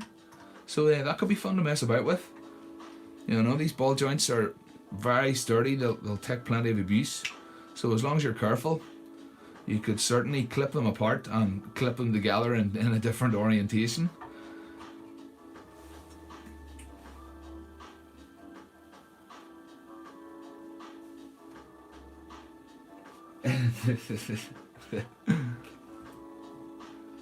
So let's see what colour next. Get my palette back, and it would be khaki tan. Khaki tan.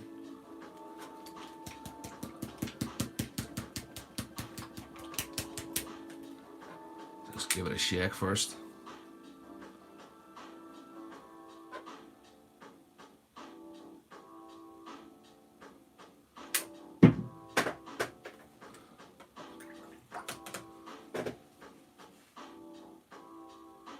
A nice one, Granny, thank you. I'm glad it's been fun to watch. It's definitely been fun streaming. So it has. I'm not stopping streaming anytime soon. And Keegan, what colour are you putting on now? Yep, khaki tan, Keegan. I'm sorry, there's probably a delay in the chat there. But yeah, in case anybody missed it, the next one is khaki tan. That was country maple. Yep, khaki tan. Aye, nice word from our sponsors, the handy dandy dry automatic hair dryer. Granny, no problem. Take care now. Go easy going down that mountain. I'll catch you in the next one. Thank you.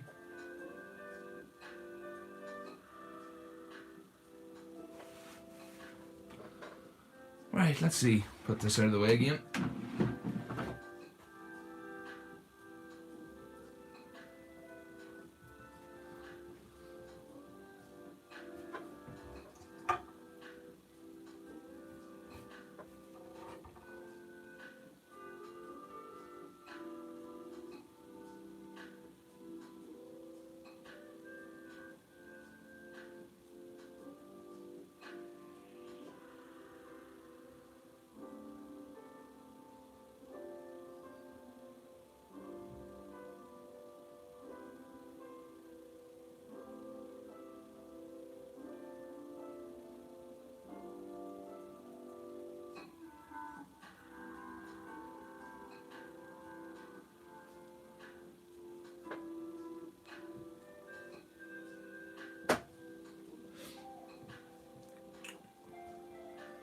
And yeah, Mark, paint has very extremely funny names. Yeah, it really does. It really does. You would wonder sometimes.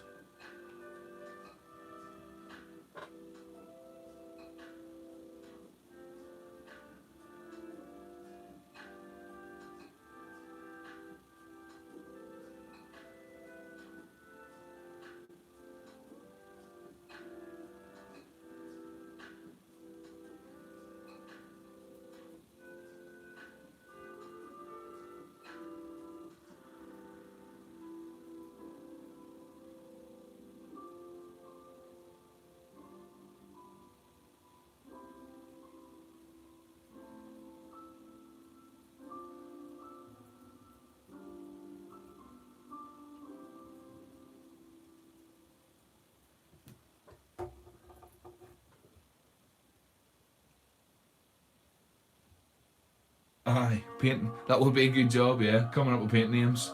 That would be a good job, alright. Certainly come up with a better one than emerald green. I mean, snot green, maybe? But not emerald green.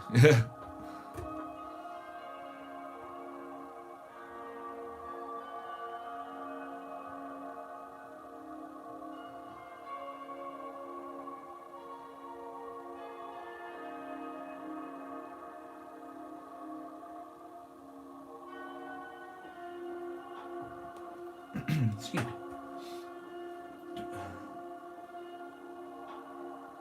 What do you think Crumbot would sound like? Flip me, I don't know, man.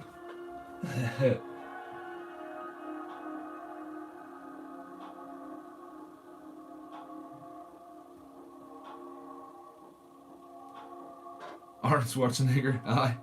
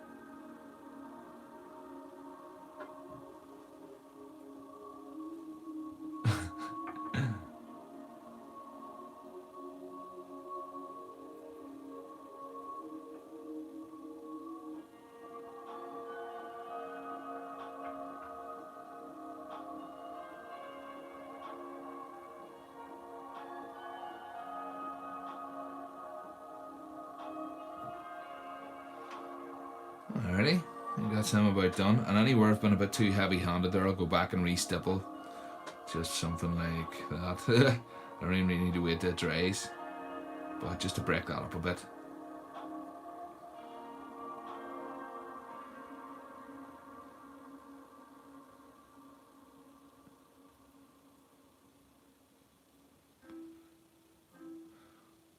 Yep, that'll do him.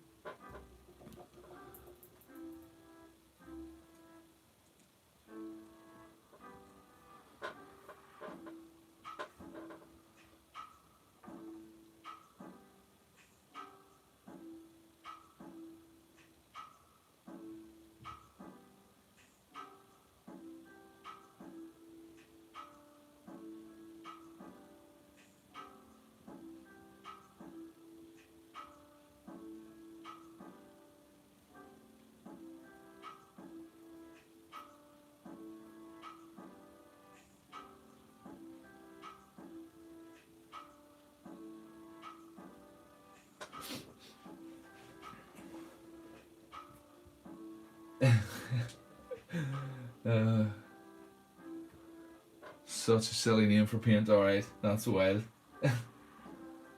Most of the Games Workshop paints are named after something from their own lore and Valhalla. Okay. Yeah, Orc Blood, that's the one I remember just standing out as a Games Workshop paint colour. But Orc Blood, that's definitely a marketing ploy if ever I heard one.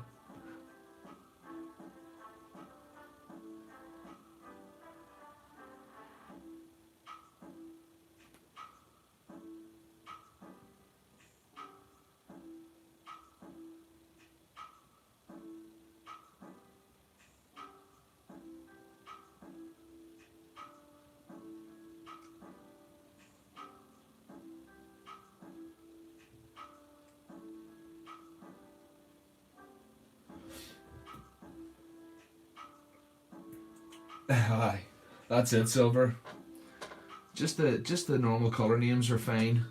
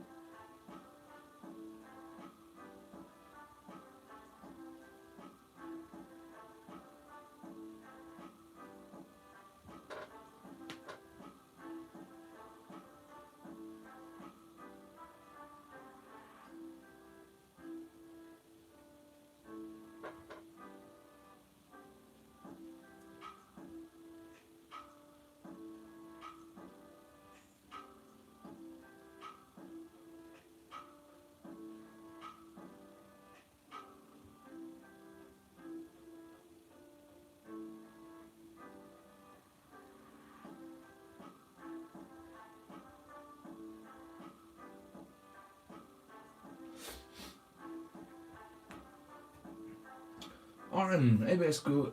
No worries, Aaron, no worries. Thanks for dropping in. I appreciate it, Aaron. I shall catch the next one. Look forward to the next video, man.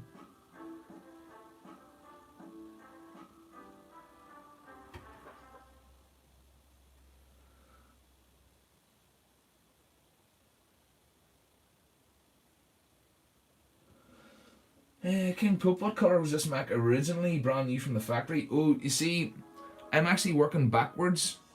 So I am. So what I'm doing is putting on a really heavy rust coat as if it's just been completely rusted out and all the paint has been rusted off.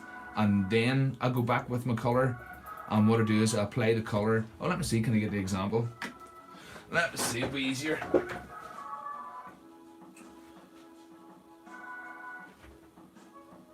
So, what I will end up with is something like this guy. It'll just be a spackled rust coat all over. And like I said, as if he's been completely rusted out. And then when I come back with my colour, what I do is I only paint up to the edges. I'll paint a lighter colour first and leave those rusty edges exposed. You see, like here and here. And yeah, that's just the way I do it. That's just the way I do it. Yeah, I know. So yeah. That's the thought process behind that.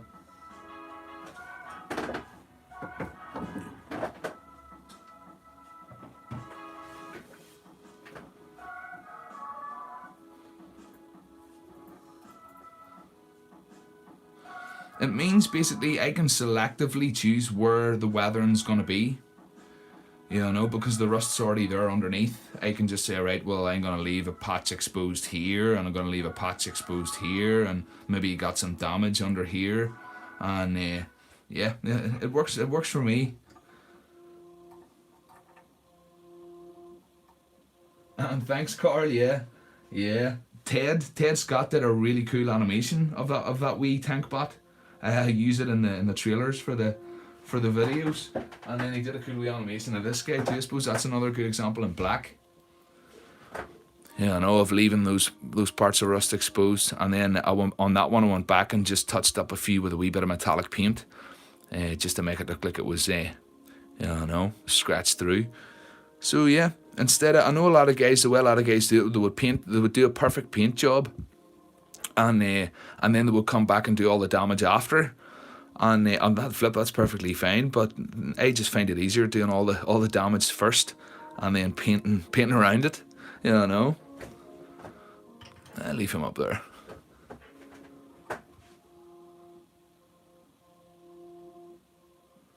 And like I was saying, I generally do end up covering up 90% of this anyway. But it means I have the option. If I don't want to, I don't have to. I can leave massive, parts of rust exposed, or just wee bits, or just whatever pleases me.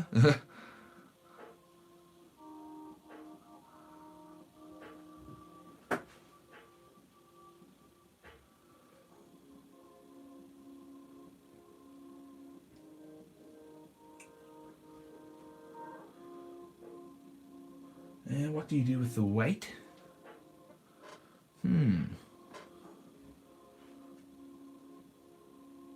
What would you do with white? Yeah, that's a very. Oh, if it was painting white, that's a fair point.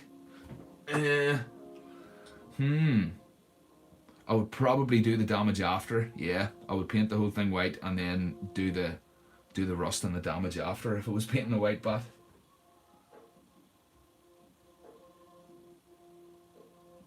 Now I'm doing, I don't know if you noticed that, but what I'm doing, when I'm going back to my palette, I'm kind of smudging it into a few different colours. Just some of that white, or some of that, what colour am I using? Khaki tan, yeah. Some of that khaki tan was just a bit heavy in places. So I'm just going back and mixing a few different colours together and smudging it in a wee bit more.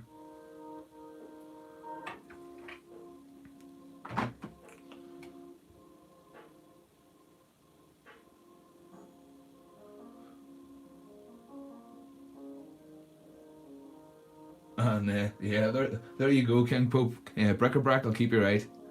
It'll keep you right. Thanks, man.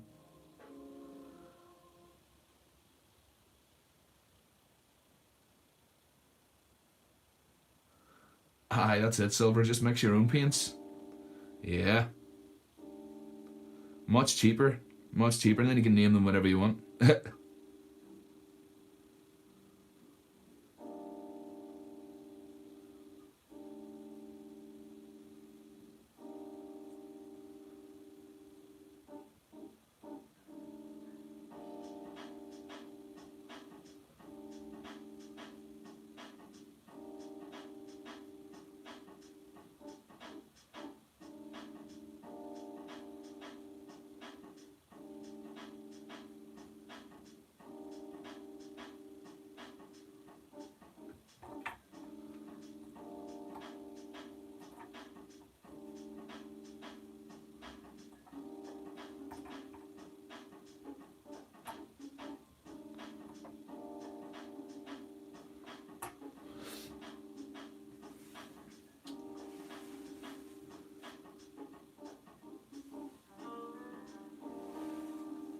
Matt, nice one, Matt. What about you, man? What about you? I can't stay waiting for Ty have patience. Okay, oh no problem. Here, good to have you here. Good to have you here anyway. And yes, I already did yell, it's alive. It's alive! Already did, yeah. But I don't mind doing it again. Yeah, I know.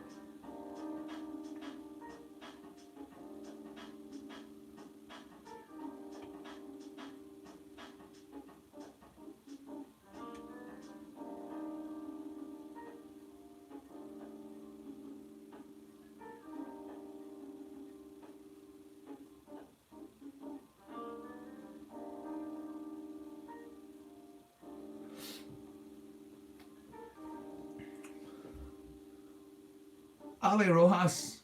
What about you, Ali? Nice one. Thanks for jumping in.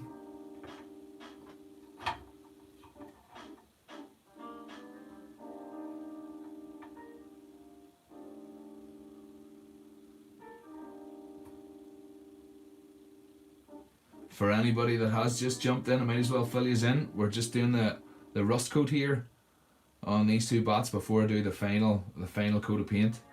So I'm just building up a wee bit of texture and a wee bit of rust here with just a few different colours.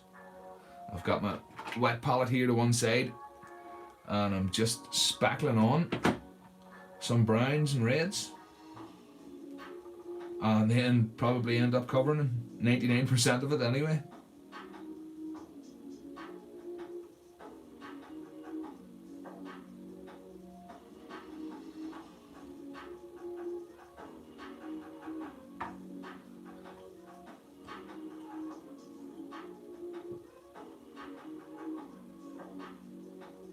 Alice, no problem at all. Good night. Thanks for jumping in, Alice. Really appreciate it. I shall catch you in the next one.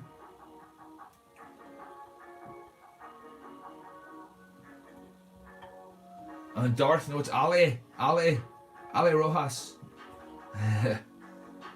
Not that I speak Spanish, but I'm assuming it's Ali. Although I could be wrong.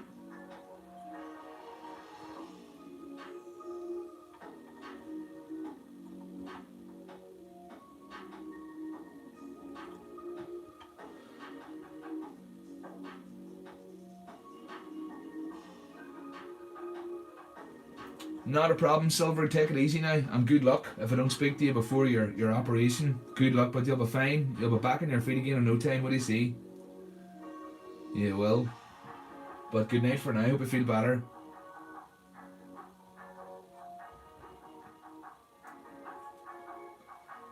Ah, nice one, Ali. Glad to hear it. I'm normally terrible at pronouncing names. Never mind in Spanish.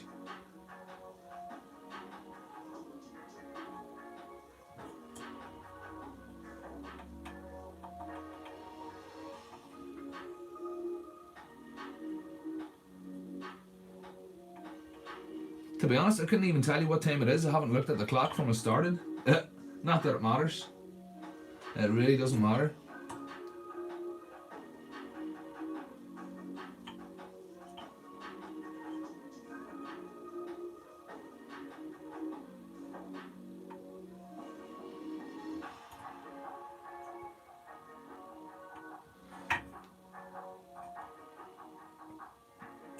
Oh, nice one, thank you. 5 to 11, my word. I'm still doing the rust coat. Few more colours to go through yet before I'm happy.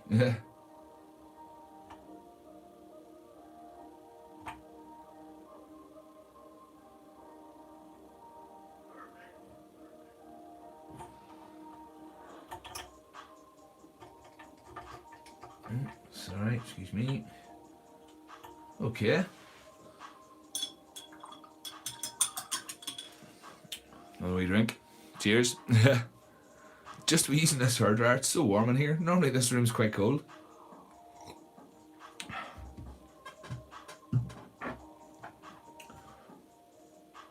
And there's, for anyone who hasn't seen him yet, that's the eyes. Magnets and all in the back there. Oh yeah, really happy with it, really happy.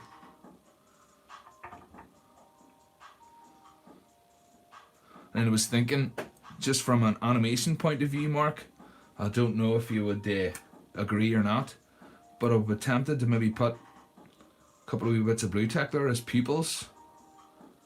And yeah, Ali, nice and rusty, just the way I like it. But yeah, just as pupils, and then it means when you're animating you can move the pupils. Yeah, I know, but I'm no expert. Yeah, I know the marbles are good on their own, like, and obviously they can still move.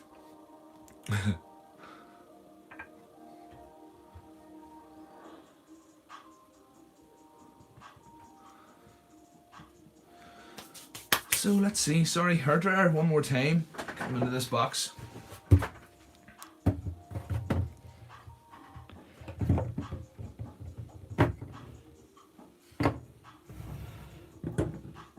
Just means you can hit them with a blow dryer all at once.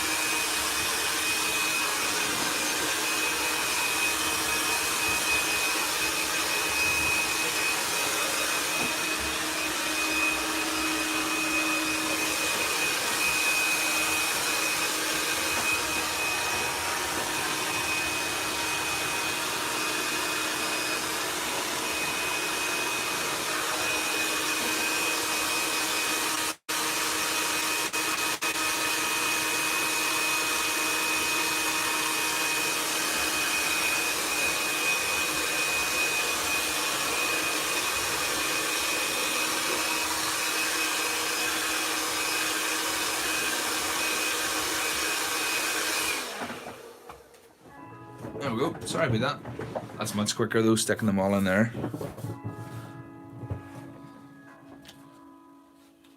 Yes, Sally, you know, I just made that up just to make everyone aware I'm using a hairdryer.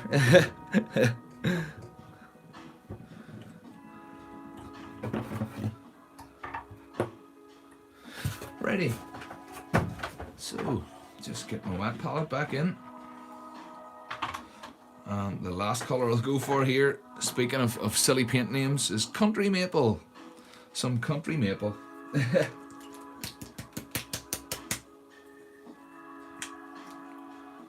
And it'll just be slightly darker than the khaki tan.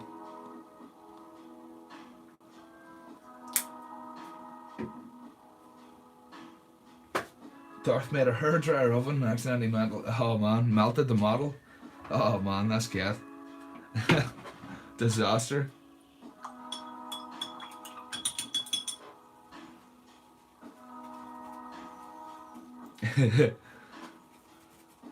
No, I'm being very careful. I wouldn't want that at all.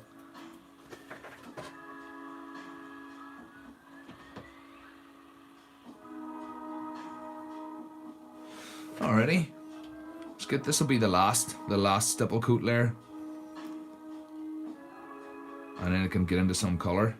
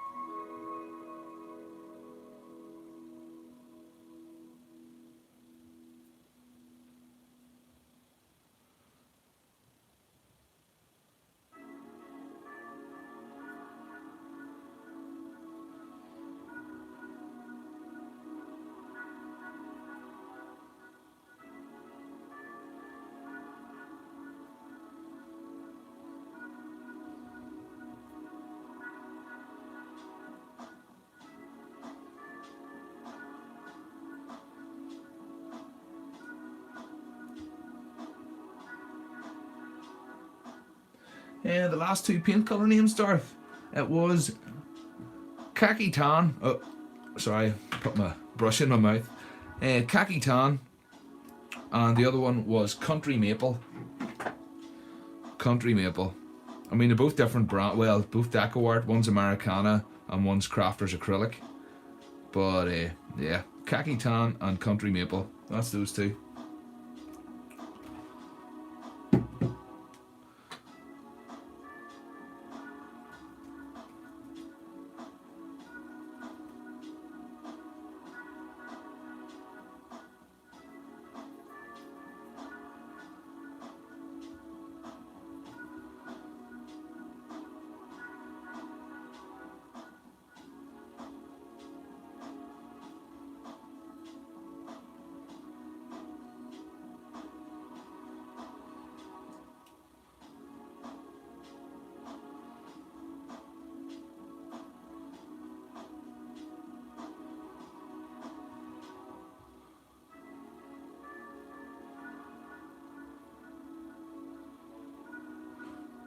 And then just for a final pass here, what I will do is just kind of pick up some random colours. Not really anything in particular. I'll just get my brush loaded up and just go around and stipple in some areas that are just too heavy in one colour. You know, like under there is a bit heavy on the pomegranate. So I'll just stipple on a wee bit of random mix just for more variation really.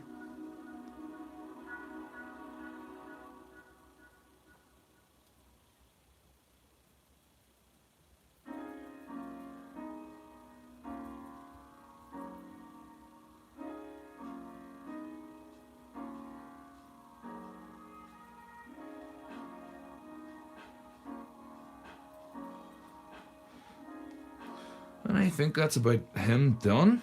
Well, rust coat done. Don't think he needs any more stippling than that.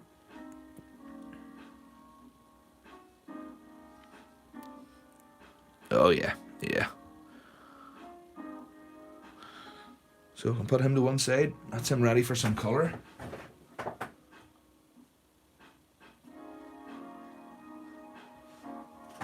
And you got it repaired, Flip. I was going to say, was it totally ruined? But obviously not. You got it repaired alright. Nice one. At least it wasn't a complete disaster.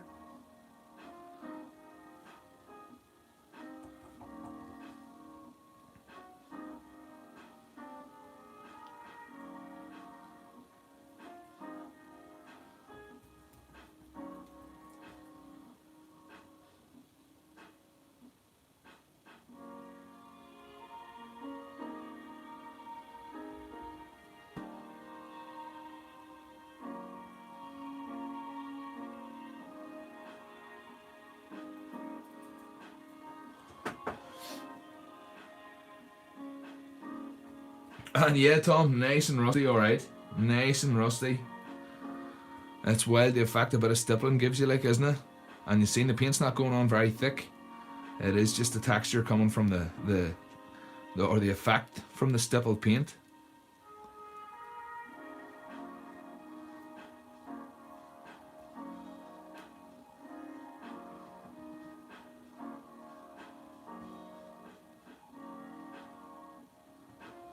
And now, like I say, at this point, I'm just picking up random. I'm putting a wee bit of red or a wee bit of pomegranate on one side, maybe a wee bit of the burnt umber, and then a wee bit of khaki tan.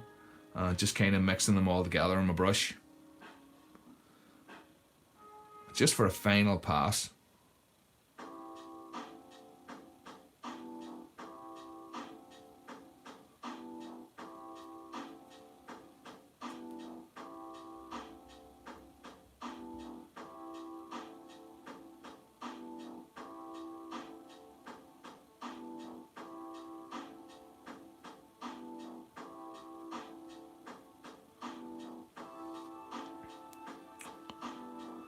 You can see the edge there, it's not much variation there. So like I said, I'll just load my brush up randomly and I'll get a wee bit more variation in that area.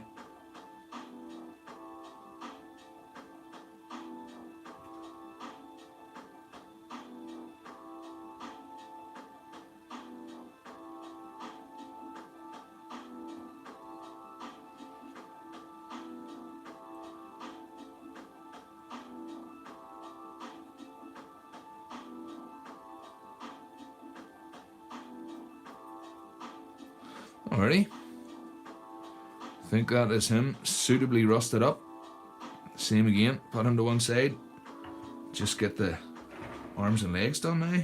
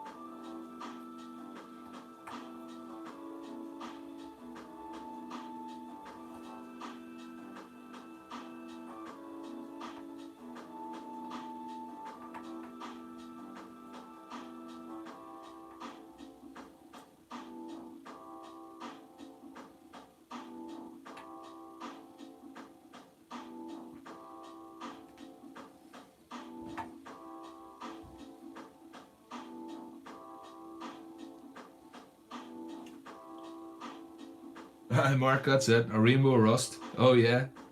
You wouldn't think there was as many colours in rust. But Flip, I could keep going. But I'll not. I'll get this double coat finished and then we'll get on to some colour. But yeah, it's amazing the amount, if you really look at rust, the amount of colours that are in it is unreal. Purples and blues and reds, all sorts.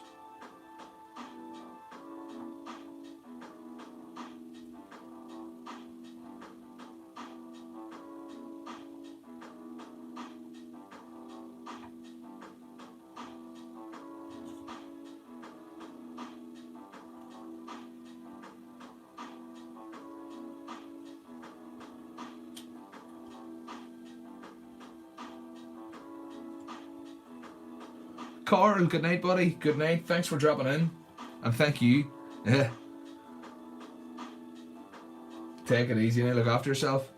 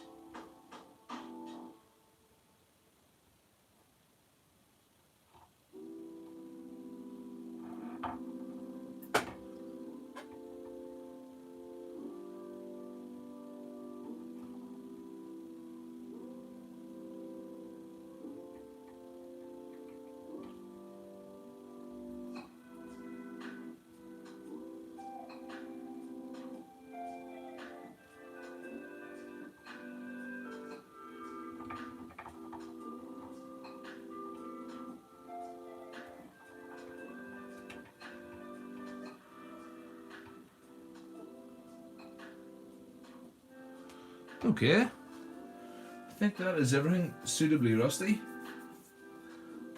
Tom, gotta go. Need to finish sorting your spare room. No worries, Tom. No worries. That's it. Get yourself some space cleared there. Take it easy, man. Don't be working too hard. Good night, man. Alrighty, let's see. One more bite with a hairdryer, I think.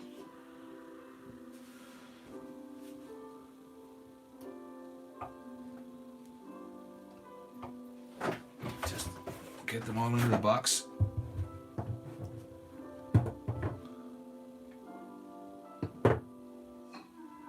Need to make sure this coat's completely dry before I start adding colour, or it'll just smudge everywhere.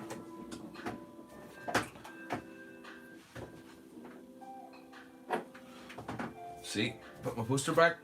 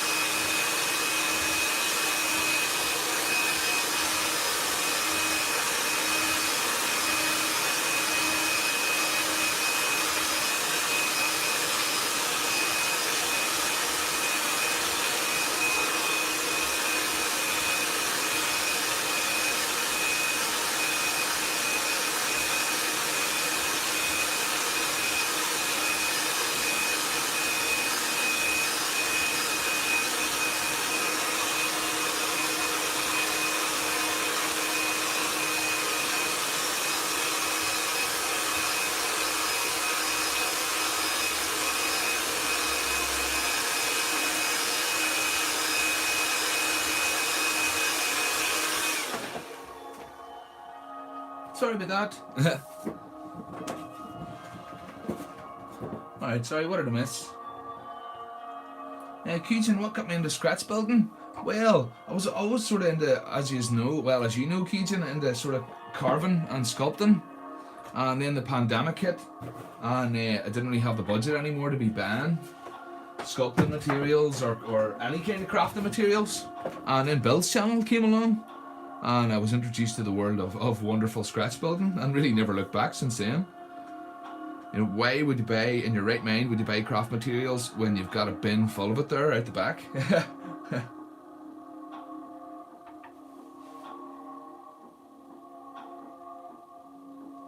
Danielle, what about you? What about you? Thanks for jumping in.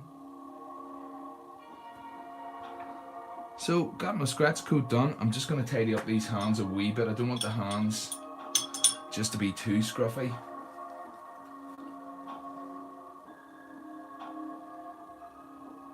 So, I'll tidy those up.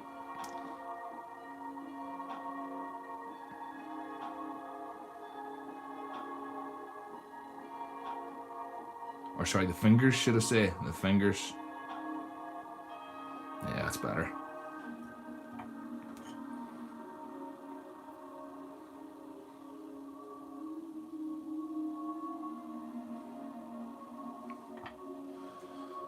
Okay.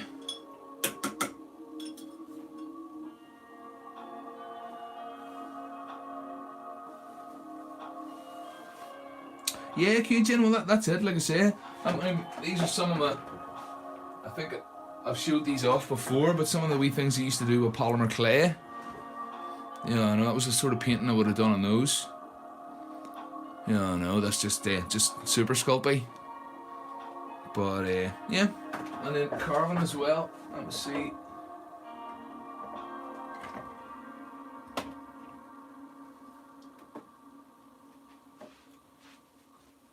Sorry. Yeah, and a few carvings there, just. I know, wee turd gnomes. Used to love carving wee turd gnomes with the sweet corn in their hat. And then sort of wee tiki characters. Yeah, I know. And it was another tiki that's from polymer. So yeah, I was always into something. And then before that it was model airplanes when I was a lot younger. I was into making model airplanes, I loved that. But again, it can get quite expensive. Spider-Man, how's it going? What about you? Yes, you made it alright. Just figuring out, let me see. I think a green undercoat first. I think I'd be going for that holly green on Crumb. And then maybe the Christmas green on his body. Which means I shall probably use this avocado for an undercoat. Yeah, I know. Or maybe... No, avocado, yeah, I like it nice and light. I like a sort of light edge showing on the edge of the darker green. So yeah, I will stick to that. That's the plan. So avocado first.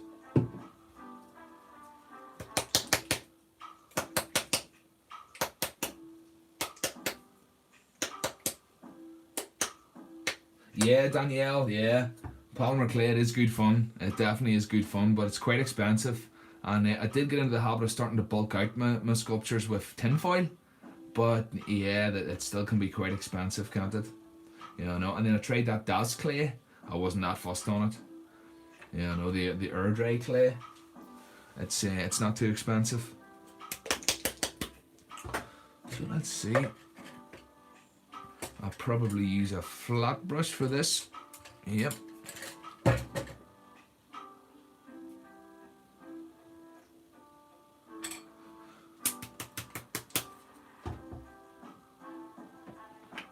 Find a clean corner on the wet palette. And yeah, that's it. The shrinking of that Das clay and controlling the cracking. I found it cracked an awful lot as well. So yeah, it's no substitute really for polymer clay, is it? Like, yeah, I know. But no, milliput now. I'm a milliput man now. None of these clays for me.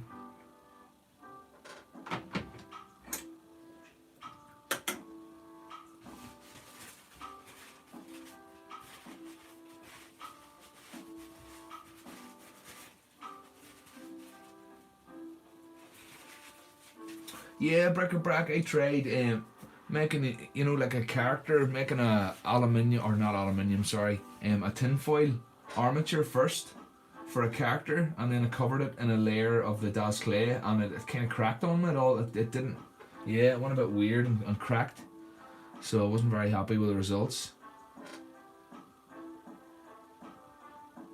So what I will do now is just take each sort of panel or each section and just paint up just to the edge of it and leave some of that rusted edge exposed, just to give it that worn look.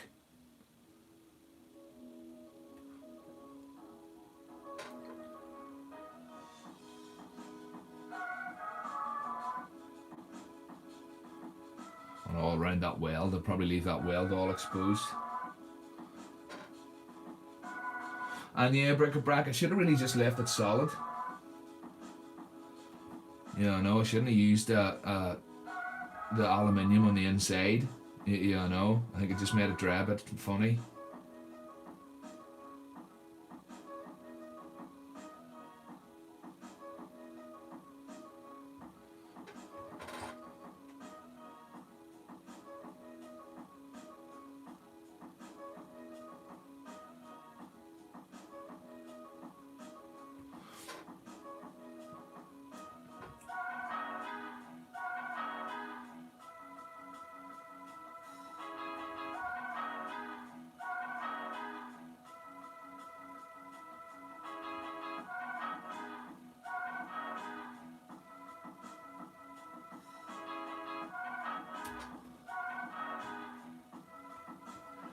Darth Buzz, loads of sculpting with the Skola air dry clay, and that shrinks loads. Yeah, I think most air dry clays tend to shrink quite a bit.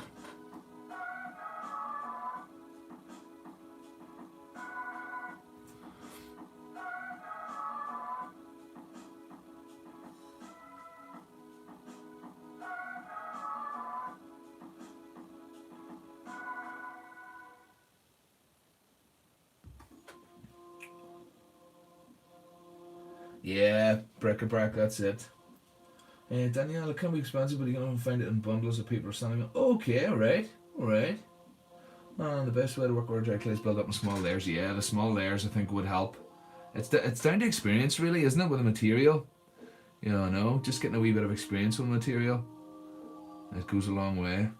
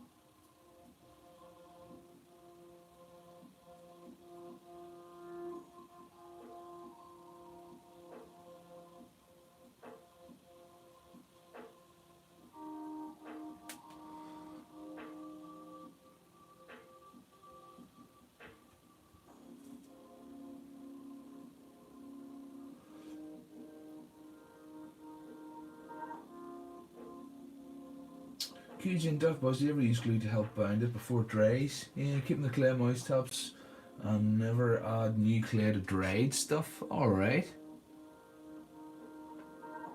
Okay, I suppose the dry stuff would immediately leach all the moisture out of the new stuff you're adding, I suppose, and force it to crack, wouldn't it?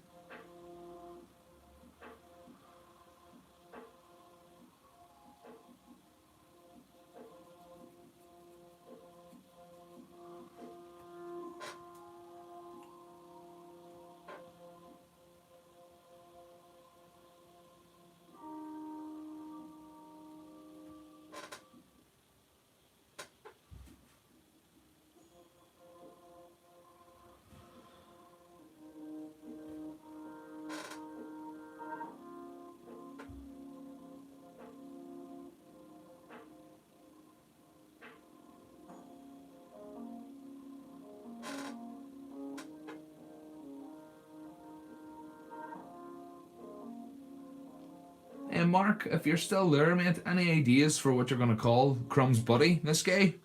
Any ideas for a name for him, or just Crumb's buddy?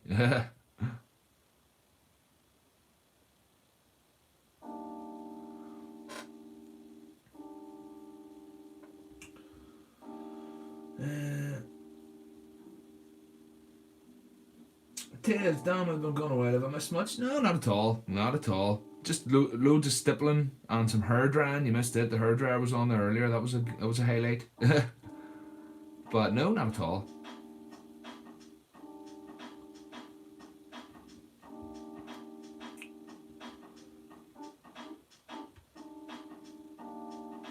Yeah, Mark, I know, I'm not sure myself. I'm not sure myself what to call this guy.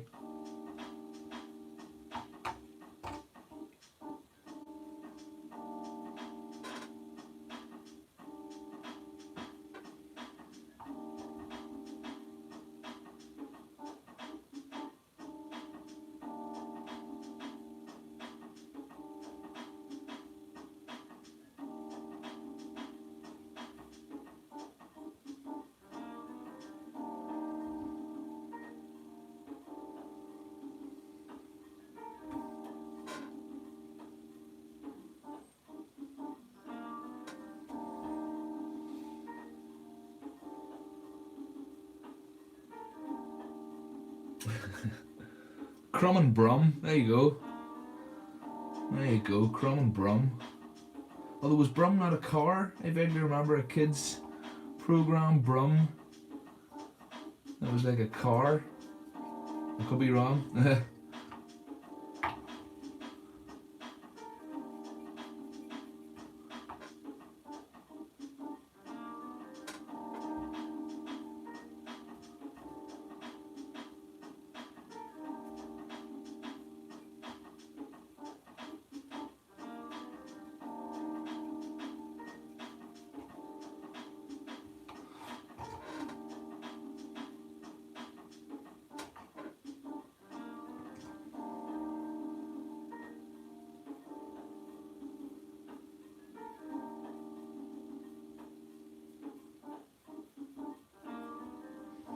And like I was saying, this won't be the final colour.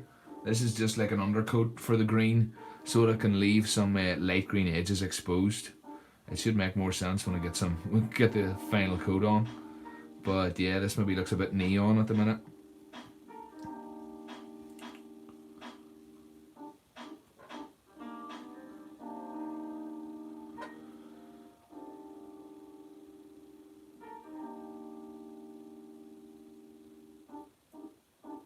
Yeah, Brum's a car, yeah. That's it, Ted, alright, yeah. Tiki head vibe going on there for a moment. Okay, yeah, yeah. Seriously, oh, flip me, that's a cool fact, yeah. That's good. Rex Garrett from Robot Wars. That's wild to think. So Brum had robot blood in his veins.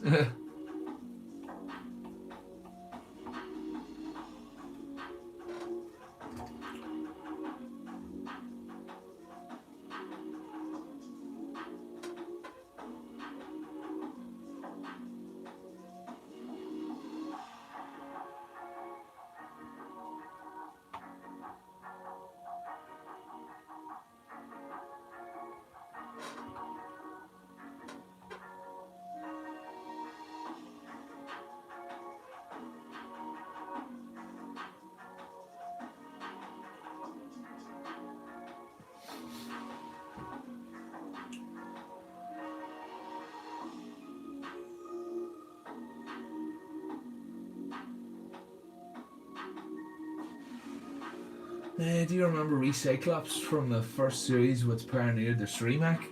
I don't. The name rings a bell, Recyclops. It definitely rings a bell, but I couldn't tell you what the bot looks like. I really couldn't.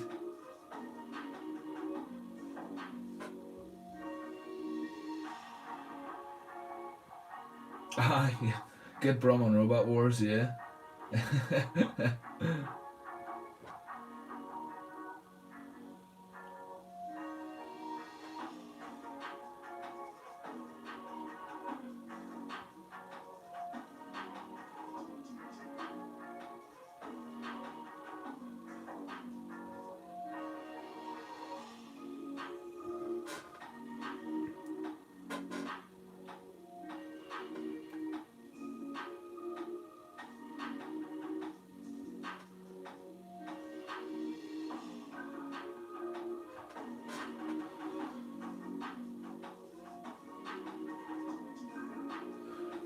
There's a dome with an expandable flipper. Okay, okay. Crispy chicken, what about you? What about you? How's it going? My day's going great. I can't complain. Nowhere else I'd rather be. What about yourself?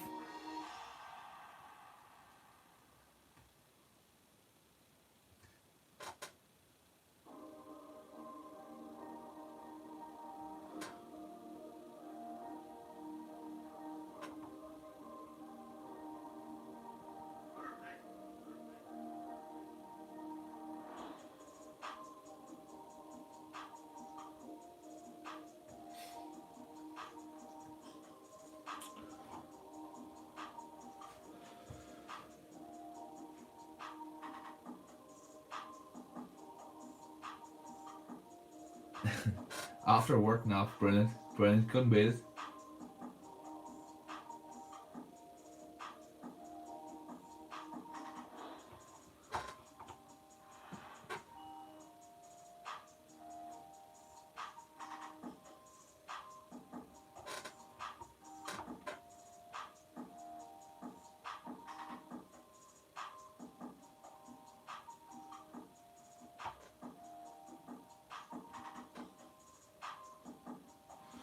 Yep, you can see the look I'm going for there, just leaving all those ridges exposed. No, just keep that. I like that sort of pattern on that lid. I think it looks nice, so I want to try and keep it just.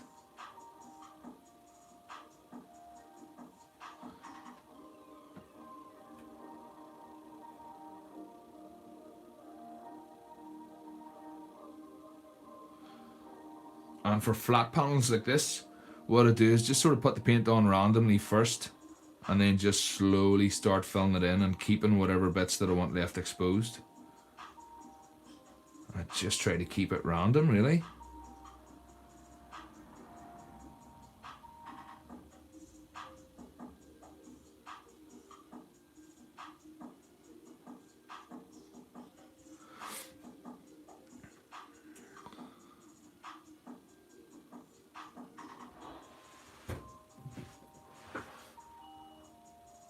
Mark, oh no worries, Mark. I'll catch you in the next one. Good night, take it easy.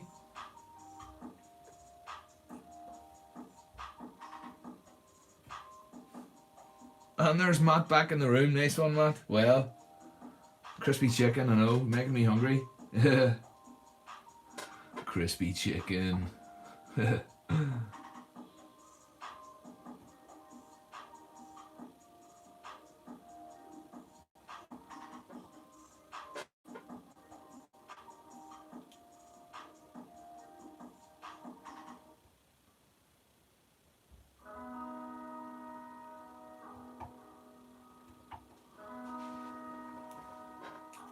If everyone doesn't already know, Matt Mattisfaction there recently did a face reveal video. If you haven't checked that out, go and check that out. You can put a face to the name.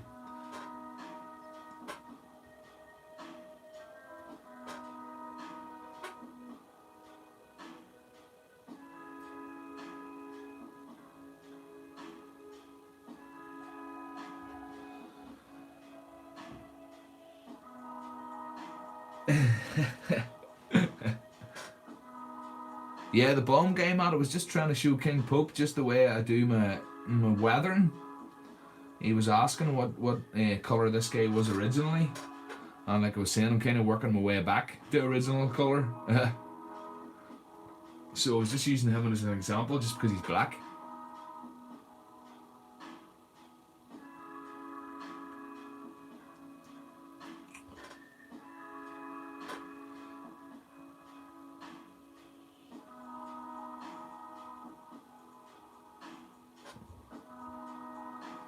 Aye, the Bob-omb, oh yeah.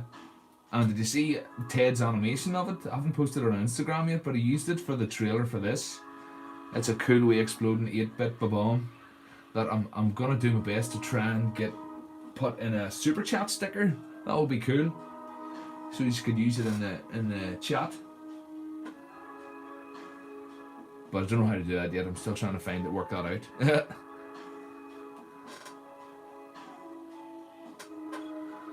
Same again on this flat panel. Just kind of put the paint on randomly first, and then just slowly start working it out to the edges and leaving whatever bits exposed that I fancy.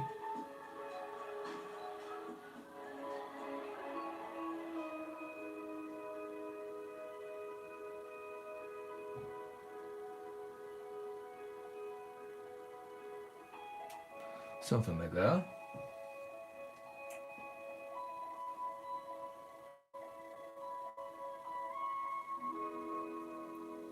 Aye, Matt, that's what I was saying there. Ted actually made a wee animation of the bat exploding. It's I'll stick it in the next video. Obviously, I'll probably be sticking them in all my next videos because it's a very cool animation. So I think that's the undercoat done for him.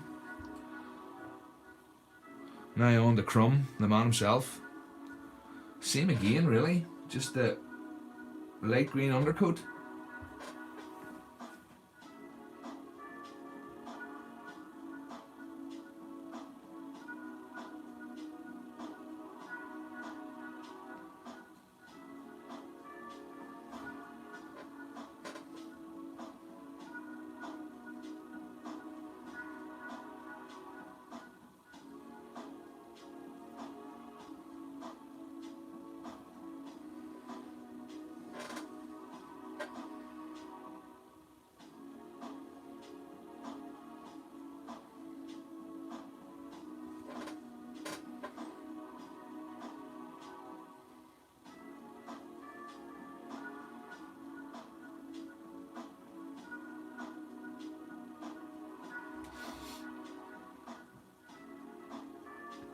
Is Crumbat going to end up a fleshy tan colour? And no, Matt, he's not. Crumbat is going to be green. Going to be this colour green. Army Land Rover green. And then his body's probably going to be this shade of green, or maybe another green sitting about there. But yeah, they're just going to be shades of green.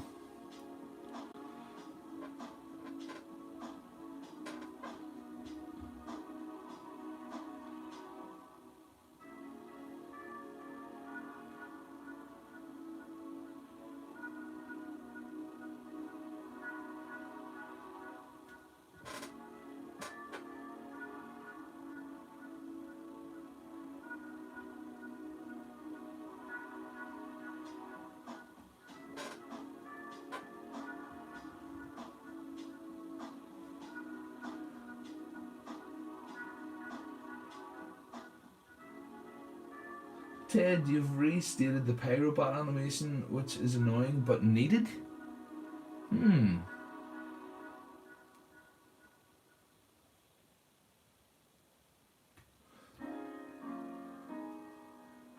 So maybe if I get you new book.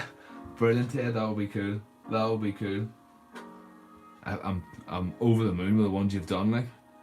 Really am.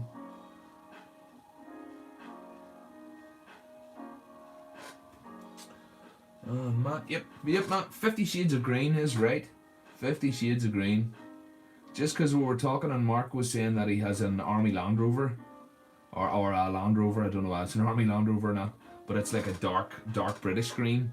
So, something along the same lines as that, really.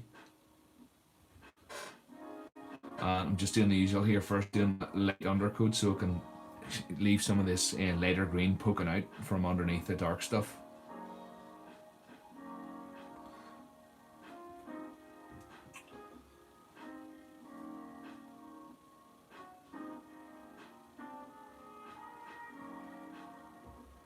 Yeah, he did. I think he meant restarted too. That's it, restarted, did I not? Or did I read restated?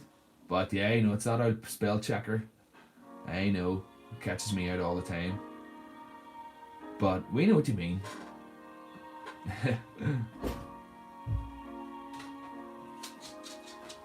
Well, Sam.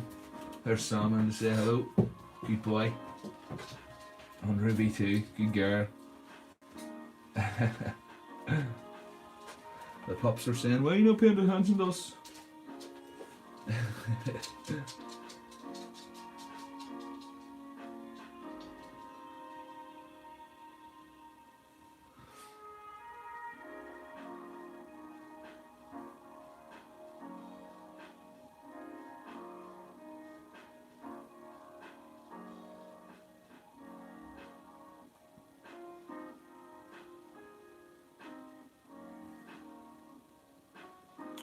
Okay.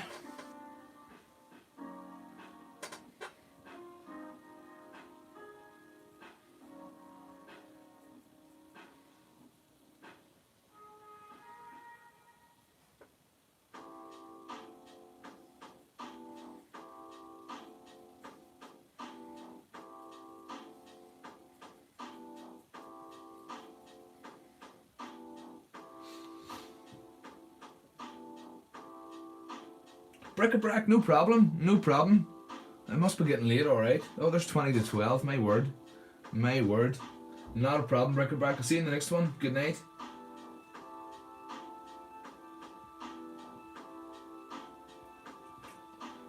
Hi, Ted here. Wouldn't worry about it. I wouldn't worry about it. That, the old spell checker, I think, catches everybody out. It can be very annoying sometimes, especially when you're trying to type out somebody's channel name.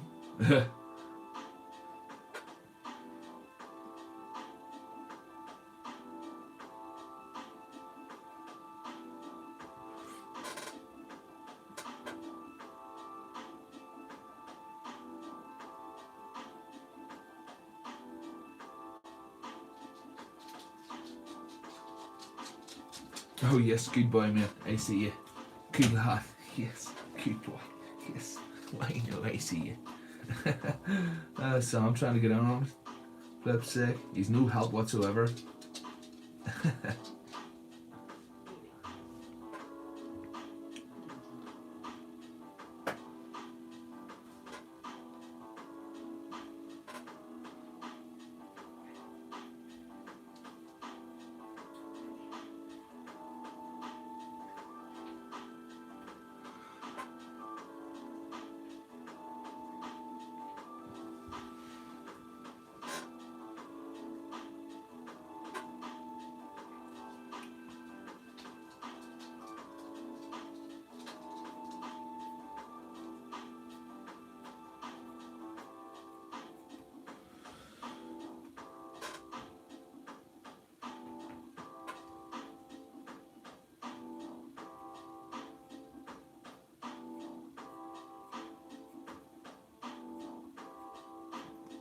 Just trying my best just to keep the paint on the high points and keep that rust in the low points. Yeah, no, that's doing my best anyway. The flat brush helps.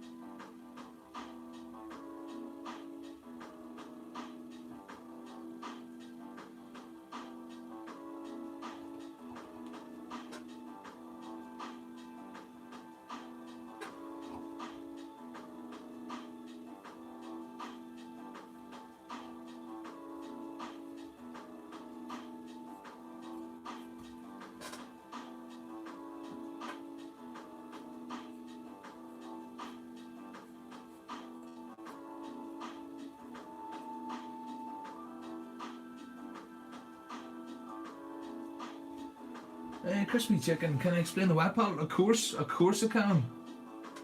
Let me see. I'll just get this last bit of green on and then I'll explain exactly what it is.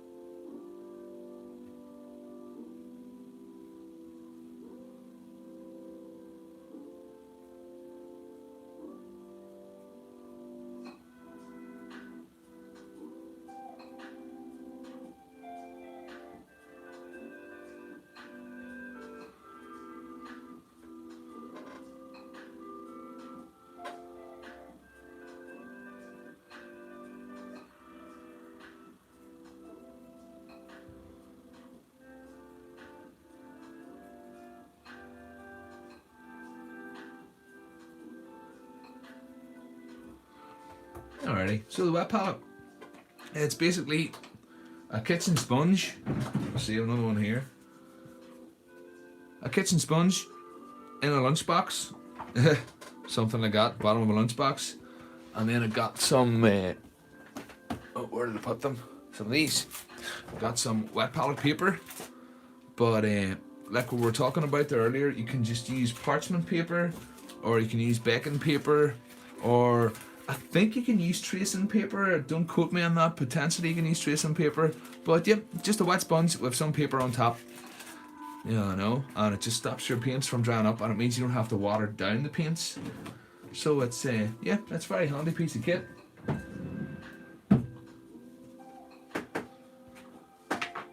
And it means when I'm finished, because it's a lunchbox, I can just stick the lid on, like so, and seal it up.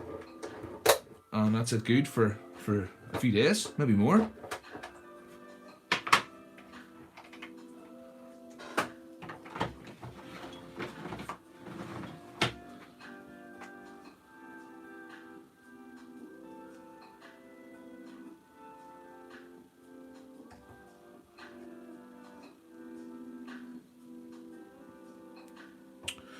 Okay, that's fine for that undercoat.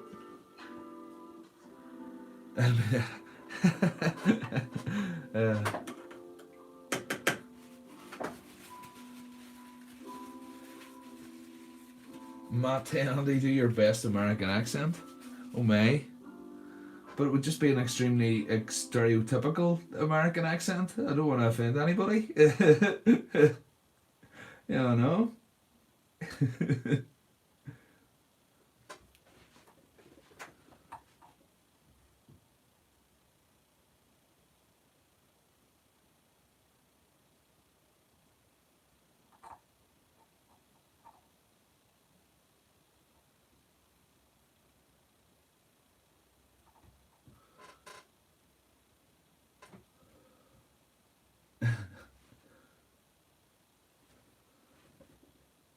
And yeah, that's it, crispy chicken. It means you can, if you've got some left over, you just stick the lid on and save it for later.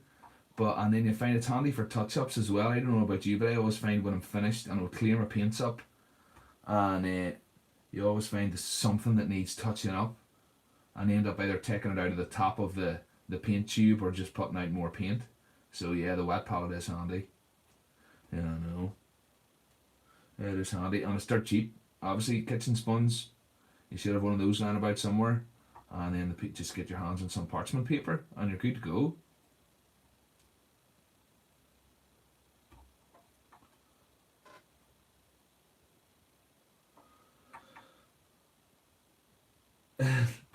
Matt, dude. Oh, Matt.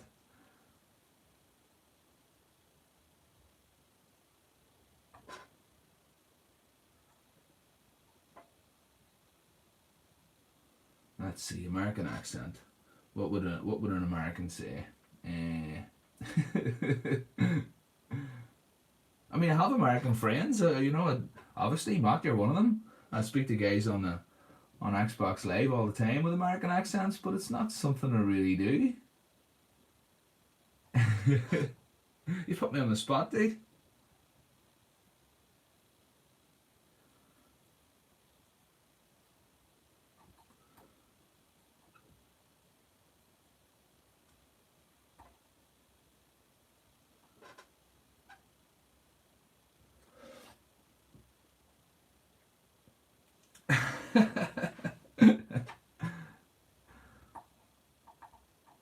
Alright, let's see. American accent. Alright, let me see. Let me clear my throat.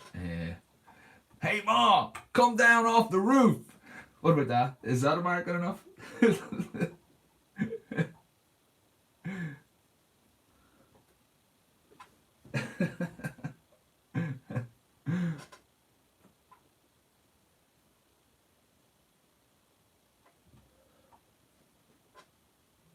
You see, you did ask. You did ask.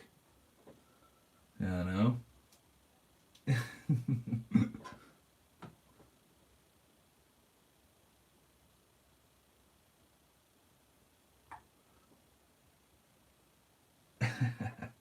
Thanks, guys. Appreciate it.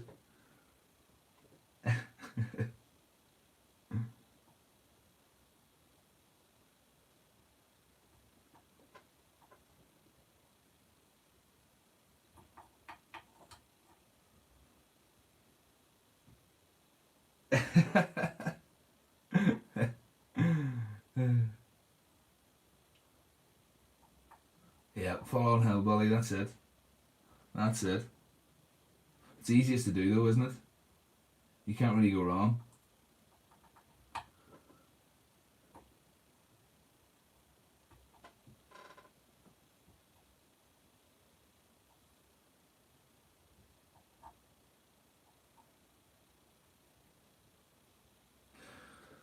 Alrighty, getting there, getting there. Aye, I'm aye, yeah.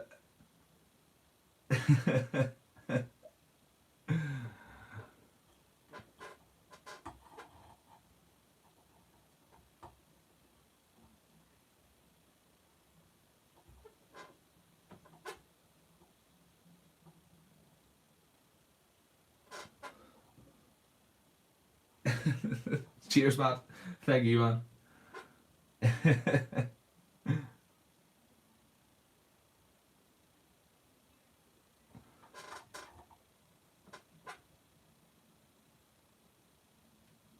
So Matt, in your next video, Matt, I need you to do your best Northern Irish accent. That's my challenge to you. Your best Northern Irish accent. Which is, slightly different from the Irish accent. They're not quite the same. It's not quite fiddly dee. You know?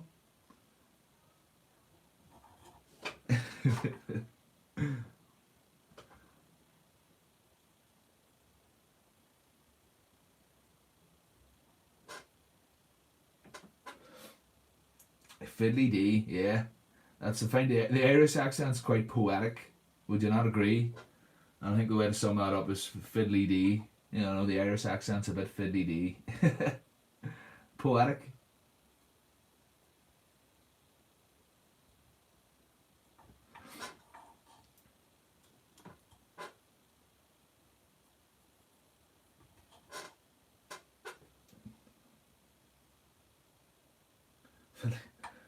Danielle, there you go. You do, that is a good Irish accent, so it is. That is.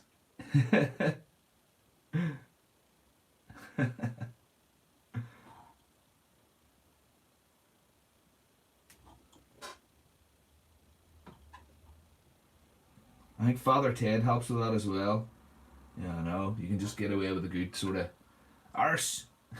And that's your best Irish accent there.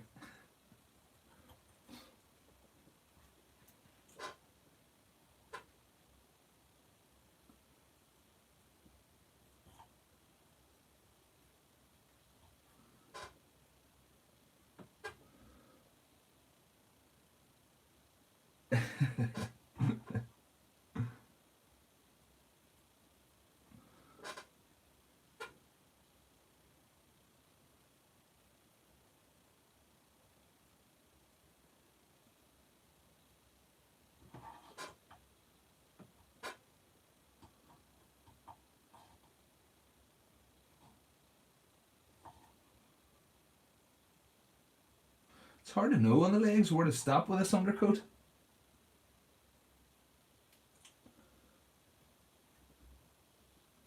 Aye, Chris, every accent ends up groundskeeper Willie, yeah. I know what you mean. And Cujin, yeah, Father Ted was great. Father Ted was a brilliant show. I would still rewatch it the odd time now. But Jack, is it the oldest one? Yeah, Father Jack. He's just brilliant. Just brilliant.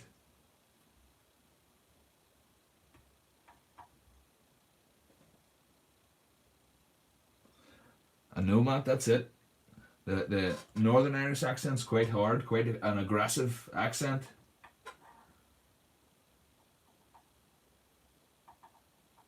It's certainly not poetic. That's what I would call it. Aggressive. It's an aggressive accent. What about you? What about you, mate? You know, mate. That was another one. Used to hate. So I use man or dude. I always find mate's a very aggressive word. What about you, mate? You know, very aggressive.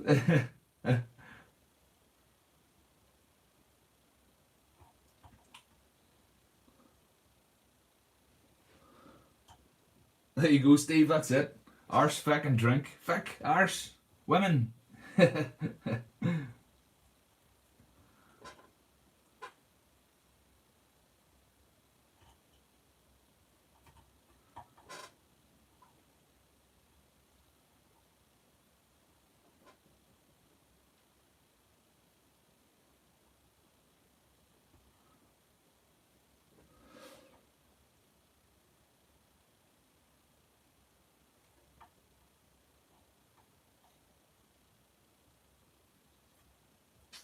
Daniela, your scratch builds should really be made using wheel trims and sexy clothing, really? Oh, come on, Daniela.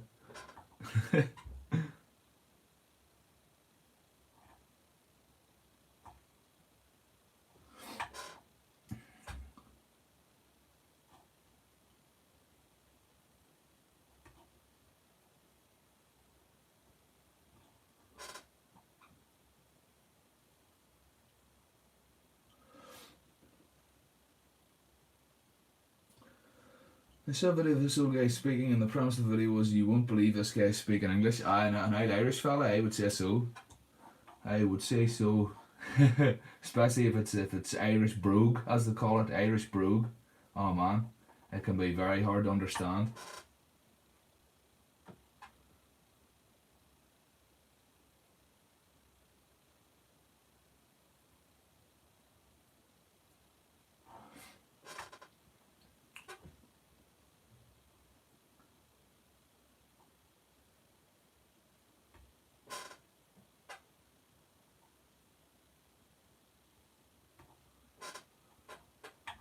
Okay. A couple of arms to do, just.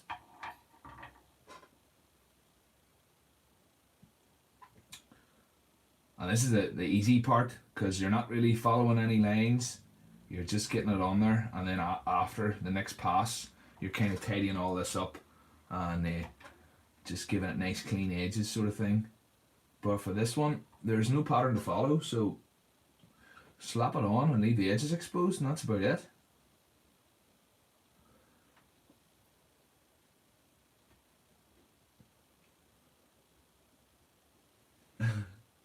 Sorry, it was about that Keith Lemon did about the Kardashians. Oh, right, right.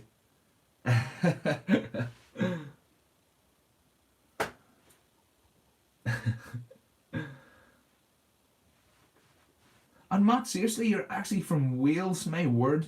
There's a lovely accent there, Welsh. Oh, my word. That's crazy though, no accent at all. Well, I suppose it's the people you're surrounded by, really, isn't it? But Welsh is a beautiful accent, beautiful accent.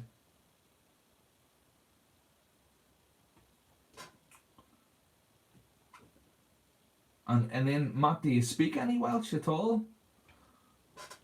Because that's another beautiful language.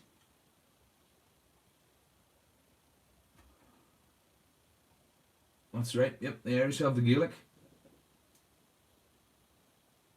Yes, Ted, sorry, yeah. The Irish have Gaelic. It's called Gaelic. It's an odd language that they actually would call it a Dan language. They're not really teaching it in schools as much as they used to. And there's not very, obviously, other than Ireland, there's not very many places that speak it. So it is Dan off. But no, Gaelic. Gaelic is a language, and you'll find when somebody's talking Gaelic that maybe 20 to 30% of the words they're talking are in English anyway, because there is no English or there is no Gaelic word for a lot of new words. So yeah, it's can be strange sometimes to listen to.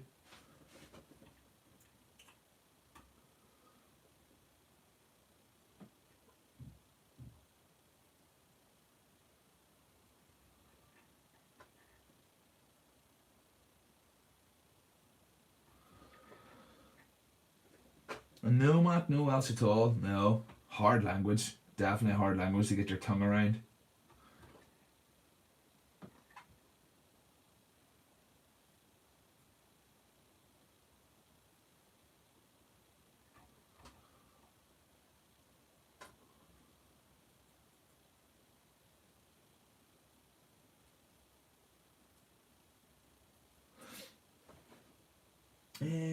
Scottish said Gaelic for some reason. No, no. Although, now that you say that, there might be a Scots Gaelic. There could be some sort of Scots Gaelic language or Celtic language.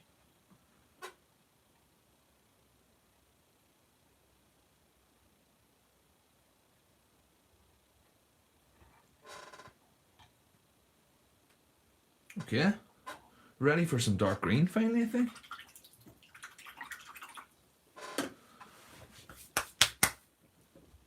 Let's see, is it even open? Oh, it is. It is.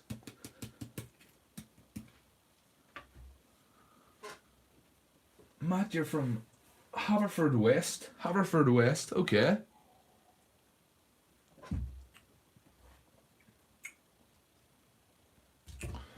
Let's see, just put them. Oh no. Missed a bit there. Missed a bit. Can't have that.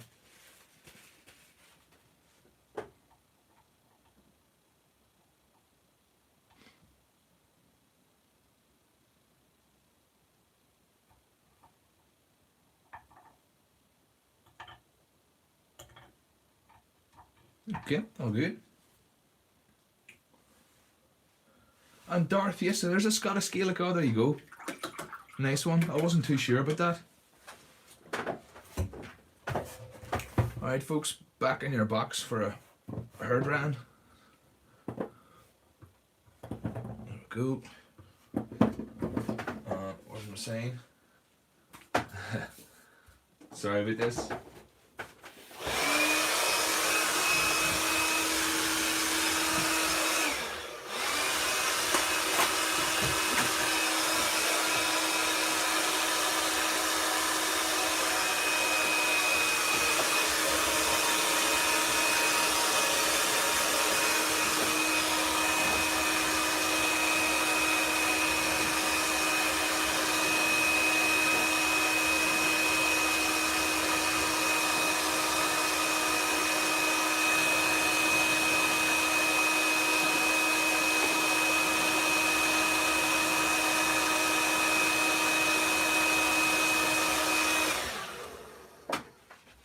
Alrighty, sorry about that. So might as well do Crumb first, because what, there's 12 o'clock. So I'll get the dark green on Crumb here, and then I'll call it quits for tonight. Yeah, I know, but at least you can see the effect that'll get.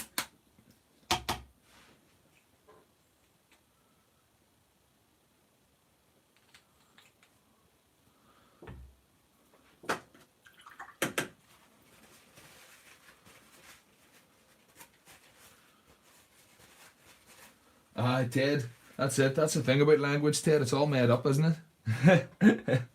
It's all made up.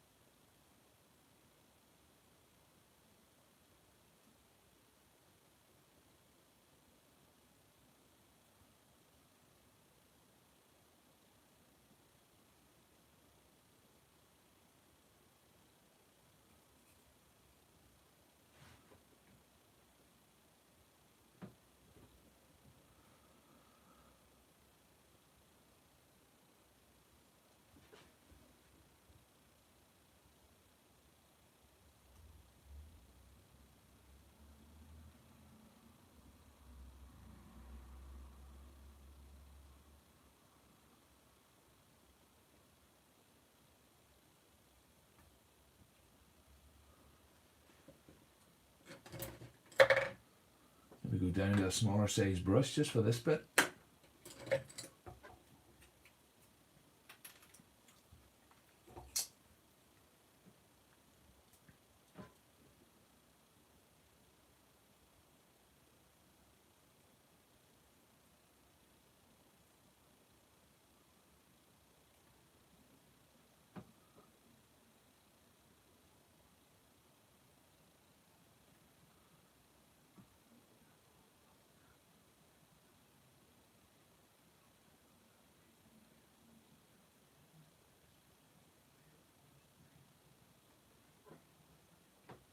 And this is a bit where I just have to follow the undercoat that I've already put down to this lighter green, just to make sure the edge of that is always exposed, just poking out just a wee bit, just to give that impression that the paint is kind of weathered over time.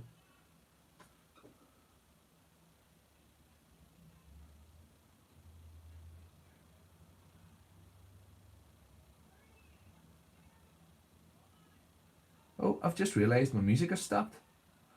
I'll have to go and sort that out. Sean, what about you, Sean? How's it going? Thanks for jumping in, Sean, and making yourself heard.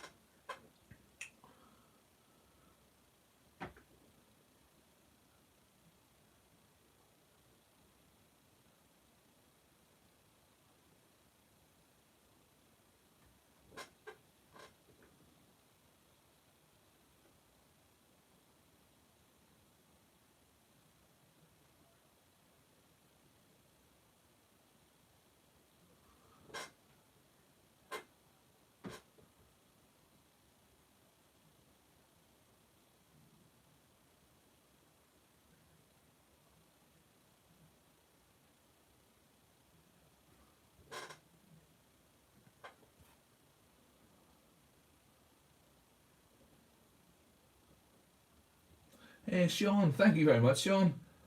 And you're working on your first kit bash. I'm painting next week. Nice one, nice one. Make sure if you have an Instagram, tag me on the pictures so we can get a wee look at it. But thank you, I appreciate it. I appreciate it, Sean. So you can see the sort of look that's coming together now. I still need to maybe give it another coat of that dark green, but you can see what I'm going for.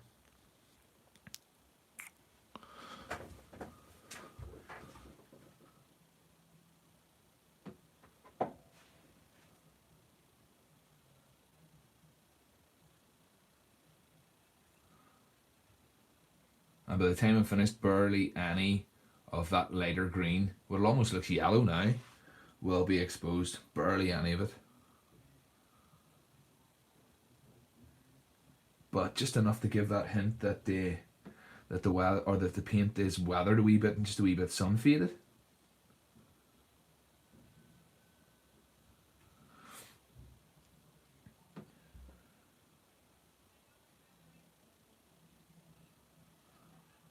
This panel here will be the best example. You'll be able to see it the best just because it's nice and flat.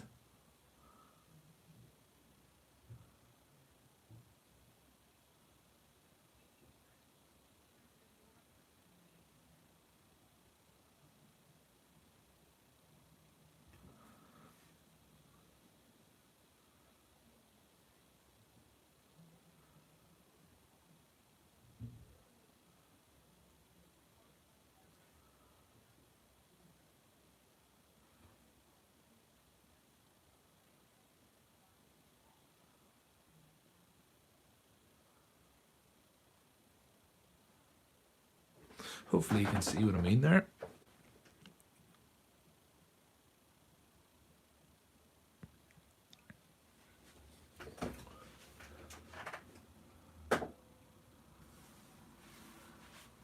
His art, nice one. What about you? How's it going? First live you made it anyway. Thanks for jumping in. And thanks King Pope, thank you. Obviously it'll still need a few coats, but yeah, this green just to darken it down a wee bit. No, it's getting there. It's getting there. I hope it's a wee bit clearer now. Just the sort of method that I'm doing, working my way back. But yeah, it can look a bit scruffy for a while until you sort of get that paint on and a few coats and get it all tidied up,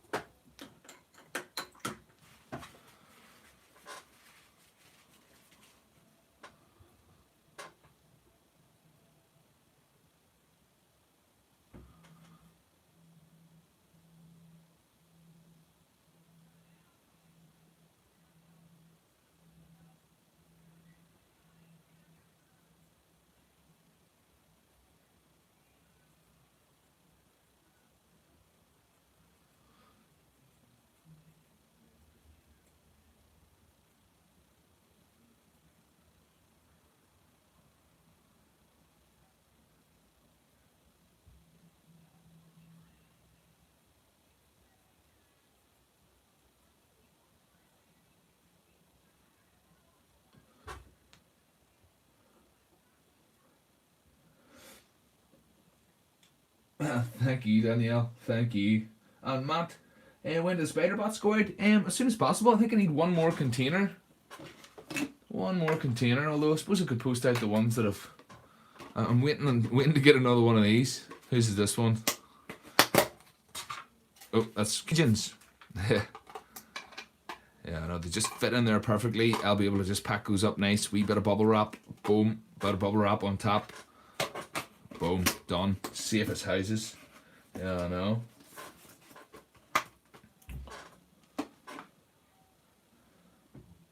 Marcella, thank you. Thank you, Marcella.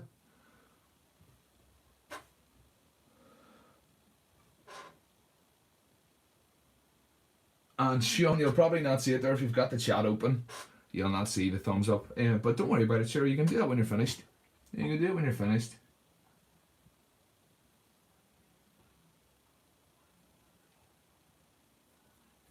You don't know, you might not like it. You might not like it.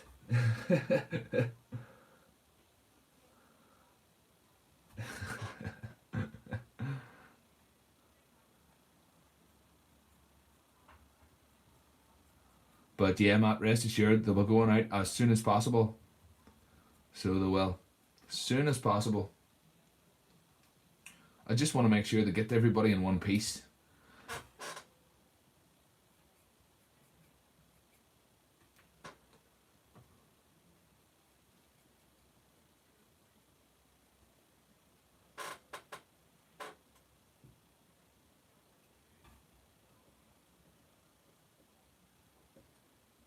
His art. You've been watching since at 2 patrons. Nice one. Follow the Crossman and Teeny over. That's cool. That's cool. Appreciate it. Thank you. I've got what, 17 patrons now? 17. And they would be due a video. I haven't given a wee video update in a while. I've been neglecting them. Matt will tell you there.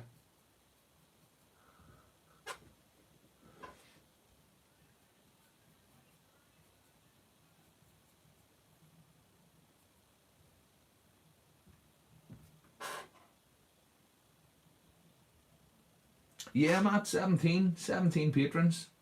Crazy to think. And they're all on the shelves behind me here, all stuck to my shelf, proudly displayed on my shelves.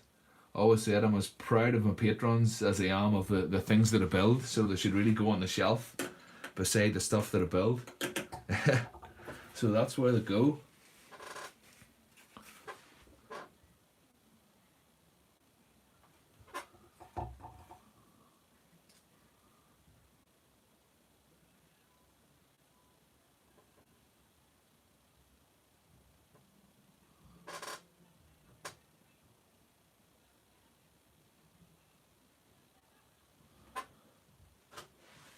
That's it, man. I'm gonna need a bigger shelf. I won't be long at all till I need a bigger shelf. I'll squeeze them in somewhere though. There's always room for another name or two.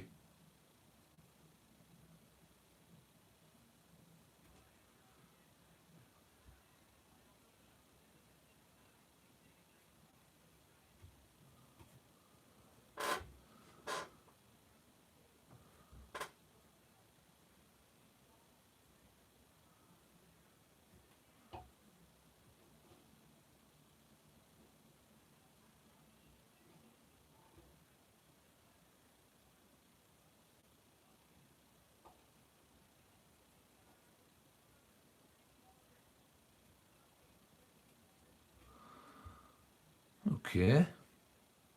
Hopefully you can see that coming together a bit better now. And the sort of look that I'm going for. And these here, was initially gonna leave these rusty, but I think I'm gonna do them green now. I was initially gonna leave them. But I think no, I'm gonna do them. So I'll just do them an undercoat here first. Of this peel stuff.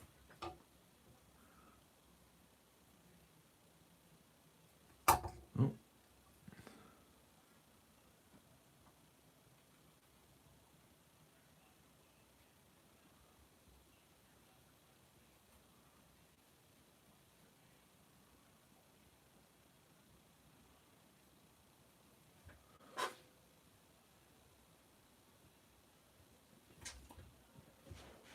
His art. No patrons and no videos. Well, you gotta start somewhere. You gotta start somewhere.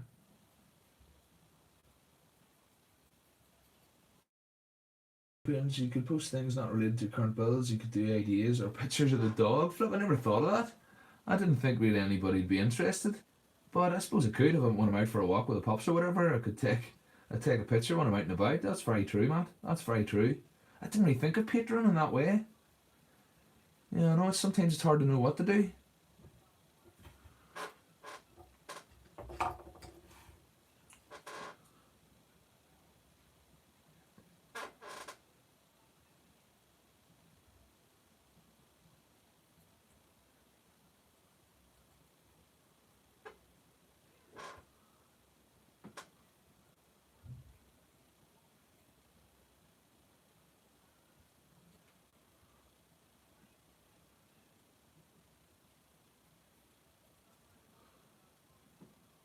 And decals, these guys will be getting decals as well. Just some numbers. That's why I put those plates on the back, just to give them some space for decals.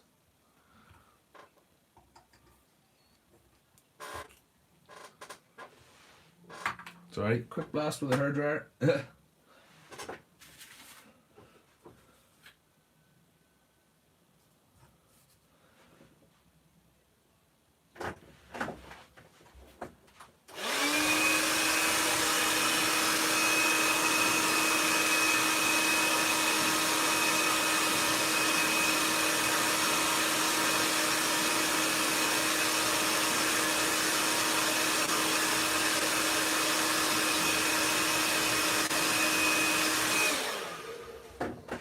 Sorry.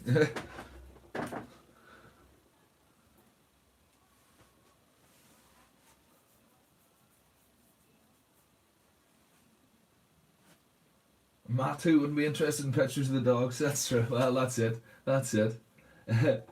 Marcella, I came from polymer clay art, mostly magical creatures, but I think this is my new hobby. Definitely deserves a try. Thank you for the inspiration and sorry for my here. Marcella, no problem. Your English is perfect. Absolutely spot on. Yeah, Matt, you got it. Spot on English. So I think my English isn't the best, so I wouldn't be worried.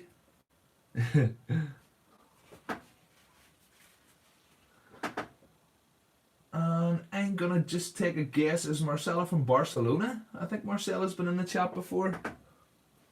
Italy. Oh right, okay, okay, close enough. All right.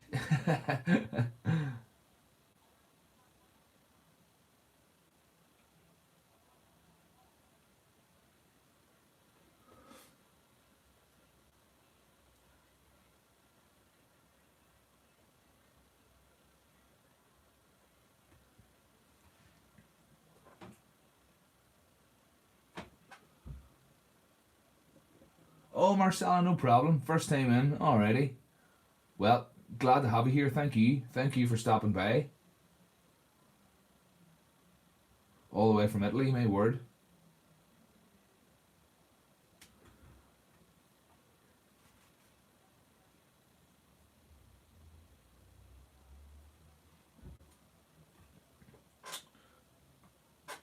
Just going back over, just darkening down this green and pushing those edges out a wee bit more.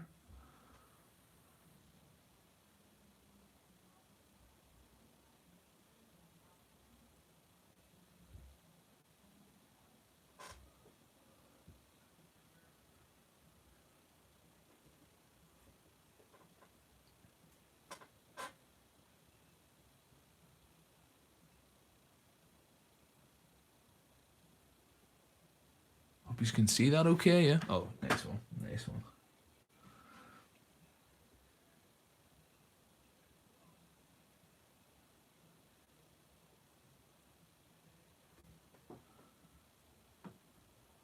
Oh, I'm holding my breath. I shouldn't do that.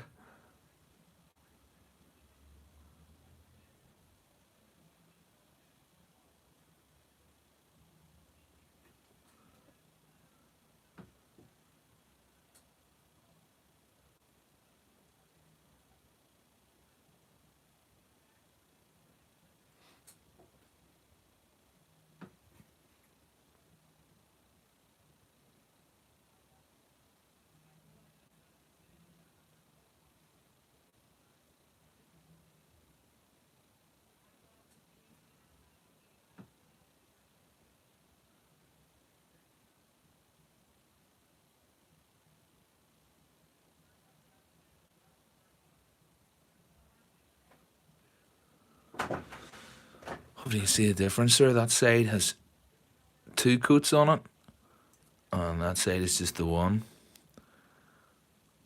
You see what I mean? Just slightly more edges exposed there, and this side where it's just a wee bit, push those lines out a wee bit further.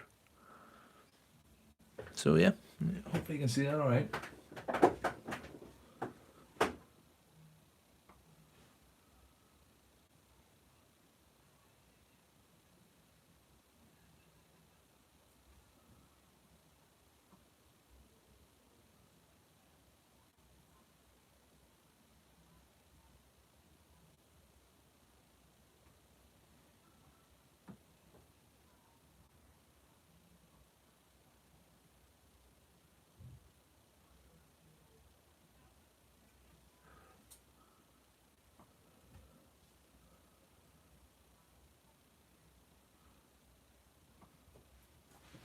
Brilliant.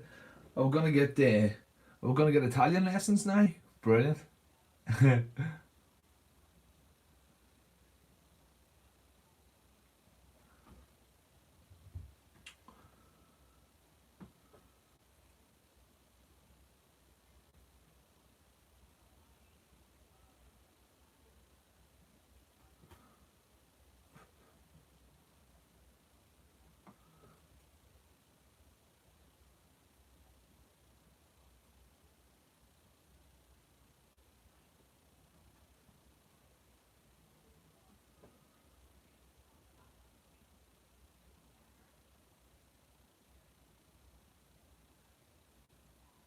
And what I'll probably do is with the rivets, I'll probably do those in like a brass. I have like a metallic paint. It's like a brass or a worn penny. And I'll probably do the rivets in that. That'll just make them pop a wee bit.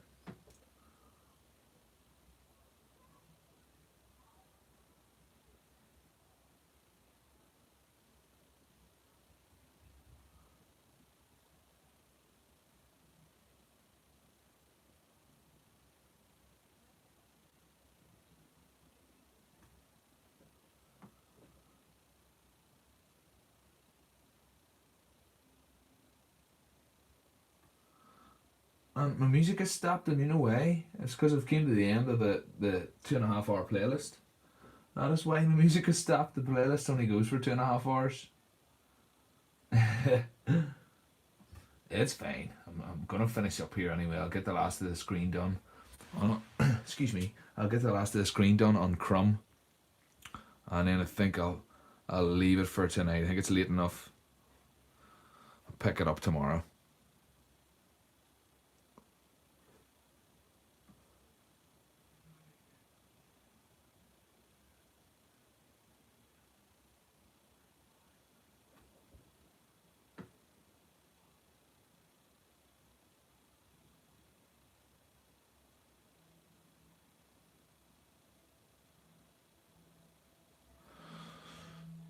Okay.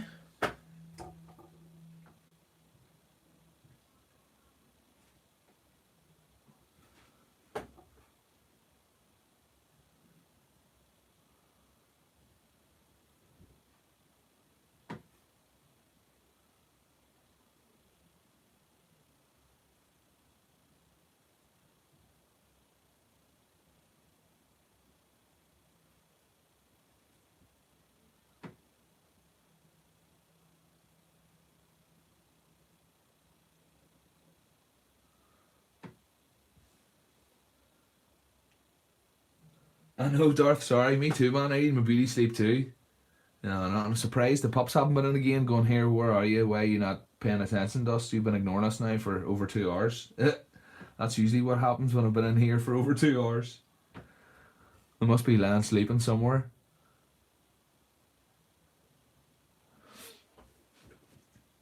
And his art, what time did it start at? I started at 9 o'clock.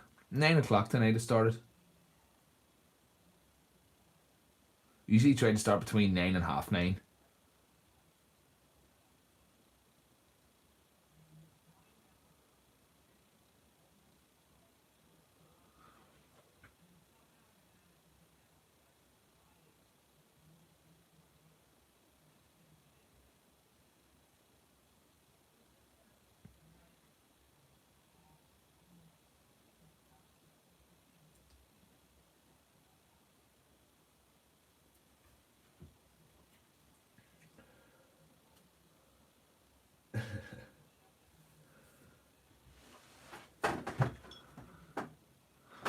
Hopefully you can see that on that rear panel now a bit better.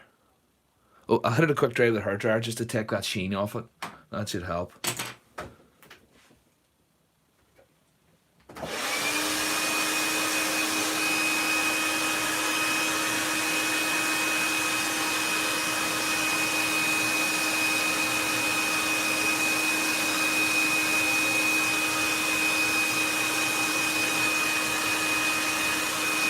Oh, forgot mine.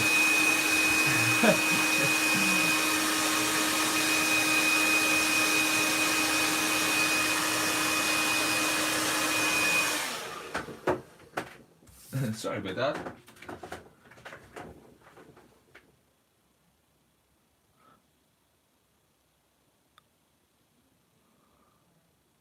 But yep, still looks a bit of a mess. Still needs sort of tidied up a wee bit, but you can sort of see just that sort of bit there that I've tidied. Yeah, no, that's the look I'm going for. I mean, you can see where we started.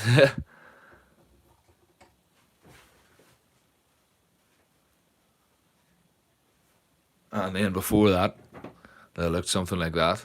So, yeah.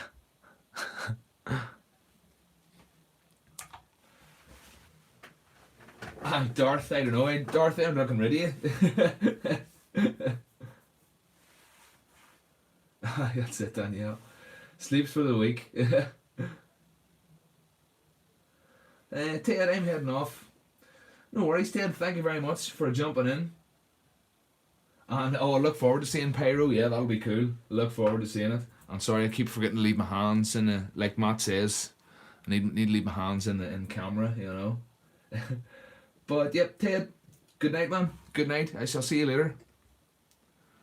I'll give this another quick scoot with this green just before I go.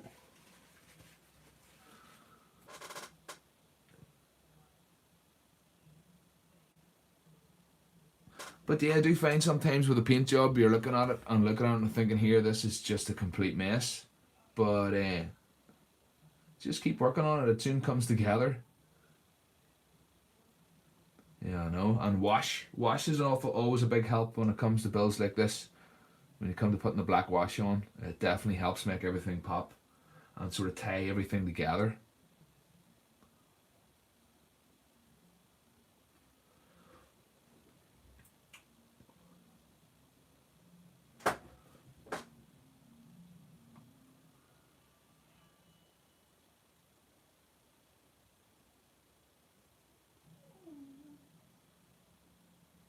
Oh my, I can hear Sam in the background there whining. The poor pup, he must need out. I don't know if he's gonna hear that. He's so pitiful.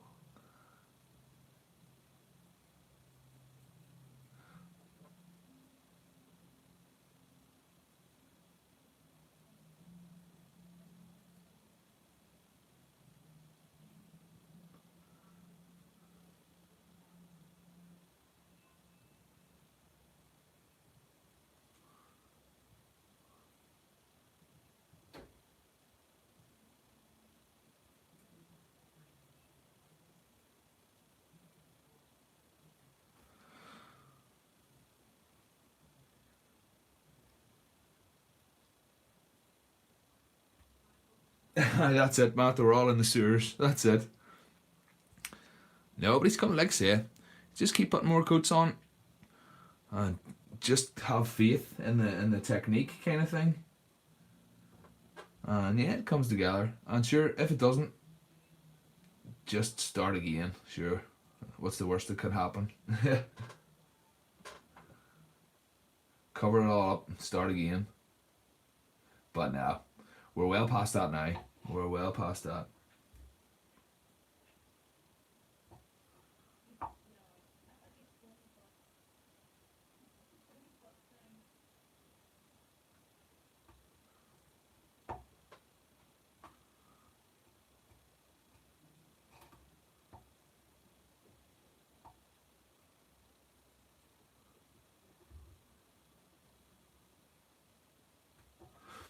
Tell you what though, I'm looking forward to a cup of tea. I'm nearly out of water here.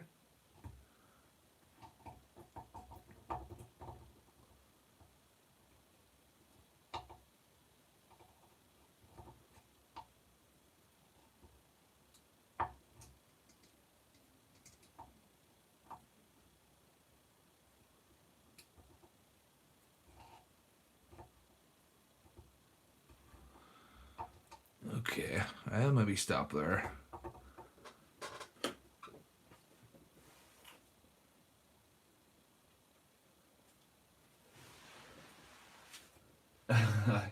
And his art, do my builds ever get away from it and keep growing in size?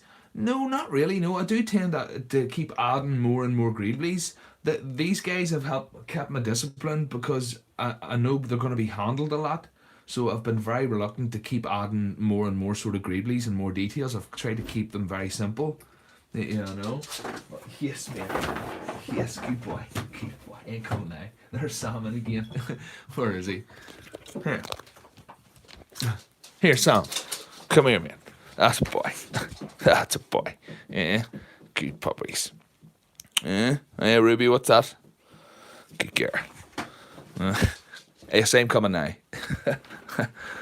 So, hi, that's the pups. That's the pups. And Kujin, good night. Good night. Thank you very much, Kujin, as always. I appreciate it. Yeah, the good pups. That's it, the good pups. Sleep well, Kujin. I'll see you in the next one.